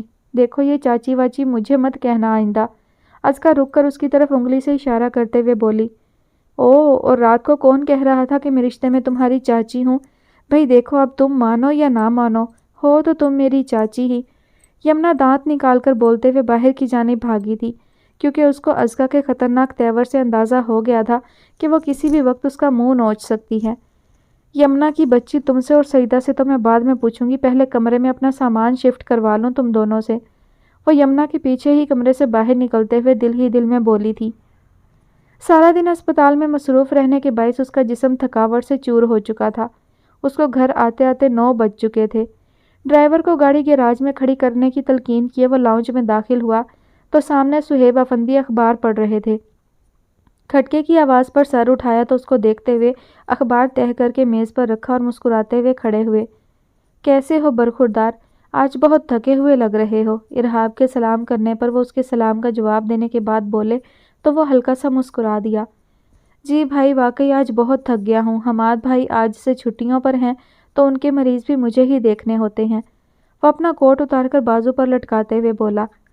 چلو پھر جا کر فریش ہو جاؤ، میں سعیدہ سے کہہ کر تمہارا کھانا اوپر ہی بھجوا دوں گا۔ صہیب افندی اس کے سر پر پیار سے ہاتھ پھیرتے ہوئے بولے۔ ارحاب نے ناسمجھی سے انہیں دیکھا۔ کمرے میں کیوں؟ آپ سب نے کھانا کھا لیا؟ اس نے بھویں اچکاتے ہوئے پوچھا۔ ہاں، دراصل آج جلدی گھر آ گیا تھا کیونکہ یمنا اور ازکا کو کچھ شاپنگ کروانی تھی۔ بس پھر بچیوں کو بھوک لگی تو ہم نے وہیں ایک ریسٹورانٹ میں کھانا بھی کھا لیا، اسی لیے اب ہمیں تو بالکل بھی بھوک نہیں ہے۔ صہیب افندی اس کو جواب دے کر دوبارہ کرسی پر بیٹھتے اخبار تھام گئے تھے، جبکہ وہ سیڑھیوں کی جانب بڑھا۔ کچھ دیر بعد وہ اپنے کمرے میں داخل ہوا تو ایک لمحے کو اسے لگا کہ شاید وہ کسی اور کے کمرے میں آ گیا ہے، لیکن پھر اپنے خیال کو جھٹکتے ہوئے وہ آگے بڑھا اور حیرت سے آنکھیں ارد گرد گھمائیں۔ یہ کیا حال بنایا ہوا ہے کمرے کا؟ وہ غصے سے اس کی طرف بڑھتے ہوئے بولا جو سکون سے صوفے پر آلتی پالتی مارے ہاتھ میں ریموٹ پکڑے ٹی وی دیکھ رہی تھی۔ کیا مطلب کیا حال بنایا ہوا ہے؟ ایک تو میں نے اتنی محنت سے اتنی اچھی سیٹنگ کی کمرے کی اور آپ تعریف کرنے کی بجائے الٹا مجھ پر غصہ ہو رہے ہیں۔ ازکا ریموٹ ایک طرف رکھتی جلدی سے کھڑے ہوتے ہوئے بولی اور اپنی کمر پر ہاتھ رکھتے ہوئے گھور کر اسے دیکھا۔ تو تمہیں کس بے وقوف نے کہا تھا کہ میرے کمرے کی سیٹنگ کرو؟ اور یہ کیا فضول چیزوں سے دیوار کو بھر دیا ہے، کوئی جگہ خالی نہیں چھوڑی؟ وہ غصے اور صدمے سے پورے کمرے میں ادھر سے ادھر گھومتے ہوئے بول رہا تھا۔ یہ فضول چیزیں ہیں؟ پتہ بھی ہے کتنی مہنگی پینٹنگز ہیں یہ، اور اتنی خوبصورت پینٹنگز کو آپ کتنی بے حسی سے فضول کہہ رہے ہیں۔ توبہ توبہ، آپ کو ڈرنا چاہیے ان کی بد دعاؤں سے۔ وہ دیوار کے قریب جا کر ان پینٹنگز کو دیکھتے ہوئے افسوس سے بولی اور ساتھ ہی اس کو ایک عدد مشورے سے بھی نوازا۔ کیا یہ پینٹنگز بد دعا دیں گی؟ وہ بھی صرف اس لیے کہ میں ان کی تعریف نہیں کر رہا۔ ارحاب افندی کو صحیح معنوں میں اس کی دماغی حالت پر شبہ ہوا تھا۔ بالکل، اور پتہ ہے آپ کو کہ یہ پینٹنگز کچھ نہیں مجھے پتا اور کچھ نہیں جاننا، تم بس ابھی کے ابھی ان ساری خرافات کو باہر پھینکو میرے کمرے سے۔ وہ اس کی بات بیچ میں ٹوکتا دو ٹوک انداز میں بولا۔ اس کا بس نہیں چل رہا تھا کہ ان ساری پینٹنگز اور کمرے میں مختلف جگہوں پر سجائے گئے مصنوعی پھولوں کے گلدستوں کو ازکا مرتضیٰ سمیت باہر پھینک دیتا۔ ایکسکیوز می ڈاکٹر کھڑوس، میرا مطلب ہے ڈاکٹر ارہاب افندی صاحب، میں نے بہت محنت سے اس کمرے کو سجایا ہے، اس لیے آپ یا کوئی بھی اس کمرے میں میری رکھی گئی کوئی چیز ادھر سے ادھر نہیں کرے گا، نہیں تو پھر میں… وہ اس کی طرف انگلی اٹھائے اپنے مخصوص انداز میں آنکھیں سکوڑے اس کو کمرے کی نئی سیٹنگ کی اہمیت کا احساس دلانا چاہ رہی تھی، جب ارہاب افندی اس کی بات بیچ میں ہی کاٹ گیا تھا۔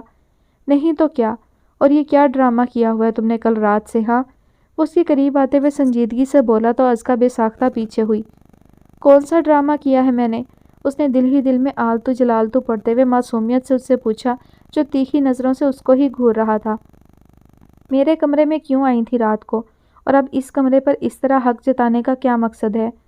وہ لہجے میں کچھ تلخی لیے بول رہا تھا۔ اس بار ازکا کو صحیح معنوں میں سچویشن کی سنجیدگی کا احساس ہوا۔ یہ کیا آپ نے میرا کمرہ لگا رکھا ہے؟ ڈاکٹر ارہاب افندی، یہ کمرہ اب سے جتنا آپ کا ہے اتنا ہی میرا بھی ہے۔ میں اس کمرے میں جو بھی کروں آپ کو کوئی اعتراض نہیں ہونا چاہیے، اور اب ہٹے میرے سامنے سے۔ وہ دھیمی آواز میں سنجیدگی سے بولتی ارہاب افندی کو ایک الگ ازکا لگی تھی، لیکن اس کے الفاظ سن کر اس کے دل و دماغ میں جیسے مزید تلخی گھل گئی تھی۔ وہ اس کے سامنے سے ہٹنے کی بجائے مزید اس کے قریب ہوتے ہوئے ہلکا سا اس کی طرف جھکا۔ میری چیزوں پر حق جتا کر مجھے بے وقوف بنانے سے پہلے یاد رکھنا کہ ارہاب افندی اب کی بار کسی کے جال میں نہیں آئے گا۔ وہ اس کی طرف جھکے اس قدر سنجیدہ اور گمبھیر لہجے میں بول رہا تھا کہ ازکا کو اپنا گلا خشک ہوتا ہوا محسوس ہوا۔ وہ اس کے مزید قریب ہونے پر دیوار سے جا لگی تھی، البتہ ارہاب افندی کے الفاظ اور اس کا تلخ لہجہ ازکا مرتضیٰ کو طیش دلانے کے لیے کافی تھا۔ مجھے آپ کی چیزوں پر کسی دکھاوے کے لیے حق جتانے کی ضرورت نہیں، کیونکہ یہ حق تو مجھے شرعی اور قانونی طریقے سے پہلے ہی حاصل ہو چکا ہے، اور جہاں تک بات ہے آپ کو بے وقوف بنانے کی، تو اب بندہ بنے ہوئے کو اور کیا بے وقوف بنائے۔ وہ سنجیدگی سے اس کی آنکھوں میں آنکھیں گاڑے اس کو اپنی اہمیت بتا رہی تھی، اور آخری جملہ اس نے اس کے سینے پر ہاتھ رکھ کر خود سے دور دھکیلنے کے بعد اس سے خاصا دور جا کر آنکھیں پٹ پٹاتے ہوئے کہا، اور کمرے سے باہر نکل گئی۔ ارہاب افندی اس کے تیور دیکھ کر پہلی بار بری طرح چونکا تھا۔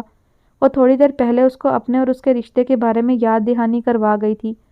وہ اس کو خود سے 17 سال چھوٹی ہونے کے باعث بچی سمجھے ہوئے تھا، لیکن اس کو اب احساس ہو رہا تھا کہ ازکا مرتضیٰ اس سے چھوٹی ضرور تھی، لیکن 18 سالہ بالغ لڑکی تھی، وہ ناسمجھ نہیں تھی، اور یہ احساس ہوتے ہی وہ بے یقینی سے بند دروازے کو دیکھنے لگا جہاں سے تھوڑی دیر پہلے وہ باہر گئی تھی۔ تو کیا میں ایک بار پھر سے دھوکہ کھانے جا رہا ہوں؟ وہ خود سے سوال کرتا ہلکا سا لڑکھڑایا تھا۔ فجر کی اذان کی آواز سے اس کی آنکھ کھلی تو اس کی نظر بیڈ کی دوسری سائیڈ پر لیٹی ازکا پر پڑی، جو اس کی طرف پیٹھ کیے بظاہر گہری نیند میں لگ رہی تھی۔ وہ حیرت سے اٹھ بیٹھا۔ وہ یقیناً اس کے سو جانے کے بعد کمرے میں آئی تھی، لیکن کیسے؟ وہ تو کمرے کو لاک لگا کر سویا تھا، پھر وہ کیسے اندر داخل ہوئی تھی؟ وہ ابھی اس کی پشت کو گھورتے انہی سوچوں میں گم تھا جب وہ ایک جھٹکے سے اٹھ کر اس کی طرف پلٹی تھی۔ آئندہ کمرے کو لاک مت لگائیے گا، اب میں روز روز سہیب چاچو سے اپنے ہی کمرے کی ڈپلیکیٹ کیز لیتے ہوئے اچھی لگوں گی کیا؟ وہ بہت معصومیت بھرے انداز میں بول رہی تھی۔ ارہاب اس کی بات پر جلدی سے سیدھا ہوا۔ تم پاگل ہو کیا؟ بھائی سے چابیاں لینے کیوں گئی تھی؟ وہ کیا سوچتے ہوں گے؟ وہ دانت پیس کر اس کو کھا جانے والی نظروں سے دیکھتے ہوئے بول رہا تھا۔ یہی سوچیں گے کہ ان کے لاڈلے راج دلارے، ان کی آنکھوں کے تارے فرما بردار بھائی اور ذمہ دار ڈاکٹر ارہاب افندی نے اپنی چھوٹی اور معصوم سی بیوی کو کمرے سے نکال کر کمرہ اندر سے لاک کر لیا ہوگا، اس لیے اس کی بیوی بیچاری کو ان ڈپلیکیٹ کیز کی ضرورت پڑ گئی ہے۔ وہ میز پر رکھی چابیاں اٹھا کر انگلی میں گھماتے ہوئے چہرے پر معصومیت بھرے تاثرات لیے بول رہی تھی، اور 35 سالہ ارہاب افندی حیرت سے گنگ نظروں سے اس معصومیت یا شاید آفت کی پڑیا کو دیکھ رہا تھا، جو یقیناً اس کو آنے والے دنوں میں ناکوں چنے چبوانے والی تھی۔ وہ ایک جھٹکے سے اٹھ کر باتھ روم کی طرف بڑھا اور پھر اندر داخل ہو کر دروازہ اس زور سے بند کیا کہ کمرے میں موجود ازکا ایک دم سے اچھلی تھی۔ کہیں سے لگتے ہیں یہ 35 سال کے، حرکتیں تو ان کی بالکل بچوں جیسی ہیں۔ اس نے بڑبڑاتے ہوئے چابیاں بیڈ کی سائڈ ٹیبل پر پھینک کر لیٹتے ہوئے دوسرا تکیہ اٹھا کر منہ پر رکھا اور آنکھیں بند کر لیں۔ کچھ ہی دیر میں وہ ایک بار پھر نیند کے سفر پر رواں دواں تھی۔ ابھی وہ کچی نیند میں ہی تھی جب ایک دم سے اس کی آنکھیں پٹ سے کھلیں۔ وجہ منہ پر پڑنے والی پانی کی بوندیں تھیں جو ارحاب کے ہاتھ سے ایک ایک کر کے اس کے منہ پر گر رہی تھیں۔ یہ کیا کر رہے ہیں آپ؟ میں نیند میں تھی اور آپ نے جگا دیا، یہ کس قسم کا مذاق ہے؟ وہ غصے اور صدمے سے چور لہجے میں بول رہی تھی جب ارحاب نے اپنی بھویں اچکائیں اور ہاتھ میں بچا باقی کا سارا پانی ایک ساتھ ہی اس کے منہ پر پلٹ دیا، جس پر اس کی آنکھیں حیرت اور غصے سے مزید پھیلی تھیں۔ میرا اور تمہارا کوئی مذاق ہے جو میں تم سے مذاق کروں گا؟ اور جہاں تک بات ہے تمہیں نیند سے جگانے کی، تو اگر تم نے اس کمرے میں رہنا ہے تو اٹھ کر صبح فجر کی نماز ادا کرنی ہوگی تمہیں۔ وہ دو ٹوک انداز میں کہتا ساتھ ہی اس کو آنکھوں سے بیڈ سے اترنے کا اشارہ بھی کر گیا تھا۔ وہ اپنا دوپٹہ خود پر پھیلاتی ارحاب کی جانب خونخوار نظروں سے دیکھتے ہوئے بیڈ سے اتری۔ تو یہ کون سا طریقہ تھا جگانے کا؟ آپ آرام سے بھی تو جگا سکتے تھے نا، اور ویسے بھی میں خود ہی کچھ دیر میں نماز کے لیے اٹھ جاتی۔ وہ منہ بناتے ہوئے بولی تو ارحاب نے طنزیہ نظروں سے اس کو دیکھا جو اپنی آنکھوں کو ابھی بھی نیند کی وجہ سے بہت مشکل سے کھول پا رہی تھی۔ جی وہ تو میں دیکھ ہی چکا ہوں کہ آپ نیند کی کتنی کچی ہیں، اور ہاں یہ آئندہ کے لیے وارننگ تھی، اگر کل سے تم میرے 2 بار پکارنے پر نماز کے لیے نہیں اٹھی تو آج تو تھوڑا سا پانی پھینکا ہے، کل سے پورا جگ ہی پلٹ دوں گا۔ وہ اس کو باتھ روم جاتے دیکھ کر اونچی آواز میں بولا تو وہ باتھ روم کا دروازہ دھاڑ سے بند کر گئی تھی۔ ارحاب غصے میں کچھ بولنے ہی لگا تھا جب اس کو یاد آیا کہ تھوڑی دیر پہلے وہ خود بھی یہی حرکت کر چکا ہے۔ اس کے لب ذرا سا پھیلے اور پھر فوراً ہی سمٹ گئے۔ وہ سر جھٹکتا نماز ادا کرنے کے ارادے سے کمرے میں نماز کے لیے ایک مخصوص کونے کی جانب بڑھ گیا۔ ناشتے کی میز پر مکمل خاموشی چھائی تھی۔ یمنا کنکھیوں سے کبھی ارحاب کو دیکھتی اور کبھی ازکا کو، جو ہر تھوڑی دیر بعد ایک دوسرے کو کھا جانے والی نظروں سے گھور رہے تھے۔ صہیب افندی اپنا ناشتہ ختم کر کے اپنی کرسی سے کھڑے ہوئے اور ہلکا سا کھنکھارے تو سب ان کی جانب متوجہ ہوئے۔ ارحاب افندی، آج ایک بات ذہن نشین کر لیں آپ، آئندہ اگر ازکا پر اس گھر کے کسی بھی کونے میں جانے پر پابندی لگائی تو وہ دن آپ کا اس گھر میں آخری دن ہوگا۔ ارحاب کی طرف رخ کر کے سنجیدگی سے بولتے وہ وہاں سے چلے گئے تھے، جبکہ پیچھے ارحاب نے تل ملاتے ہوئے اپنا رخ ایک بار پھر اس کی جانب کیا تھا جو گردن اکڑائے لبوں پر شرارتی مسکراہٹ لیے اسے ہی دیکھ رہی تھی۔ چاچو جلدی سے ناشتہ کریں نا، پھر ہمیں کالج چھوڑنے بھی تو جانا ہے آپ نے۔ یمنا نے اپنا ناشتہ ختم کر کے ٹیشو سے ہاتھ صاف کرتے ہوئے کہا تو ارحاب نے بھویں اچکائیں۔ ہمیں؟ جی چاچو، آج میرے ساتھ ازکا بھی جائے گی۔ یمنا نے اس کی الجھن دور کرتے ہوئے کہا تو اس کا رخ ازکا کی جانب ہوا۔ اچھا، ان محترمہ کو لڑنے جھگڑنے اور چغلیاں کرنے کے علاوہ بھی کوئی کام آتا ہے؟ اچھا کیا ان کا کالج میں ایڈمیشن کروا کر، کچھ عقل آئے انہیں بھی۔ وہ پانی کا گلاس اٹھاتے ہوئے طنزیہ انداز میں بولا تھا۔ نہیں چاچو، ایڈمیشن نہیں کروایا، دراصل میں اس کو اپنا کالج دکھانے اور اپنی دوستوں سے ملوانے لے جا رہی ہوں۔ یمنا نے جلدی ارحاب کی غلط فہمی دور کی تھی۔ کیا مطلب ایڈمیشن نہیں کروایا؟ کیوں نہیں کروایا؟ اور تم جو وہاں اپنی پڑھائی ادھوری چھوڑ کر آئی ہو اس کو پورا کون کرے گا؟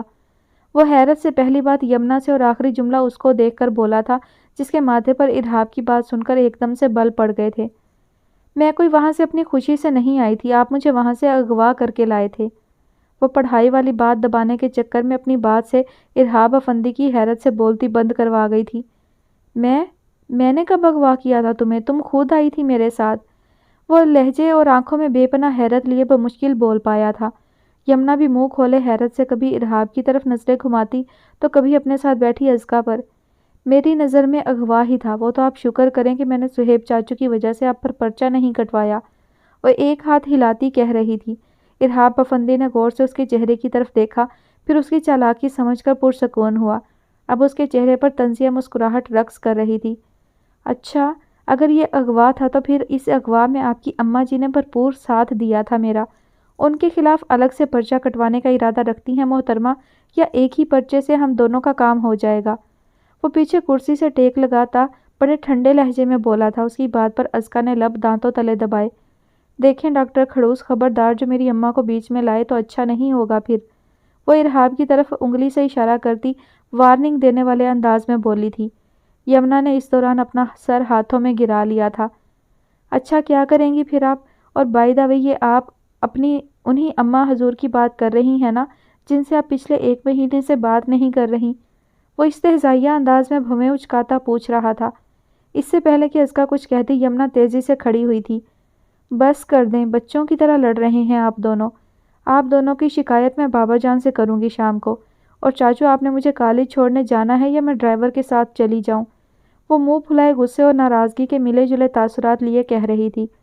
ارحاب اس کی بات پر تیزی سے کھڑا ہوا اور ایک کان کو ہاتھ لگا کر سوری کرتا باہر کی طرف بڑھا تھا۔ یمنا بھی کرسی سے لٹکا اپنا بیگ اٹھاتی اس کے پیچھے جانے لگی تو اسکا بھی تیزی سے اپنی جگہ سے کھڑی ہوئی۔ ارے اکیلی کدھر بھئی، میں نے بھی جانا تھا ساتھ۔ ہاں تو چلو، اس کے یاد دلانے پر یمنا کہتے ساتھ ہی اس کا ہاتھ پکڑ کر تیزی سے ڈائننگ ہال سے باہر نکلی تھی۔ وہ دونوں گاڑی میں بیٹھی تو ارحاب نے اپنے ساتھ بیٹھی اسکا کو دیکھا۔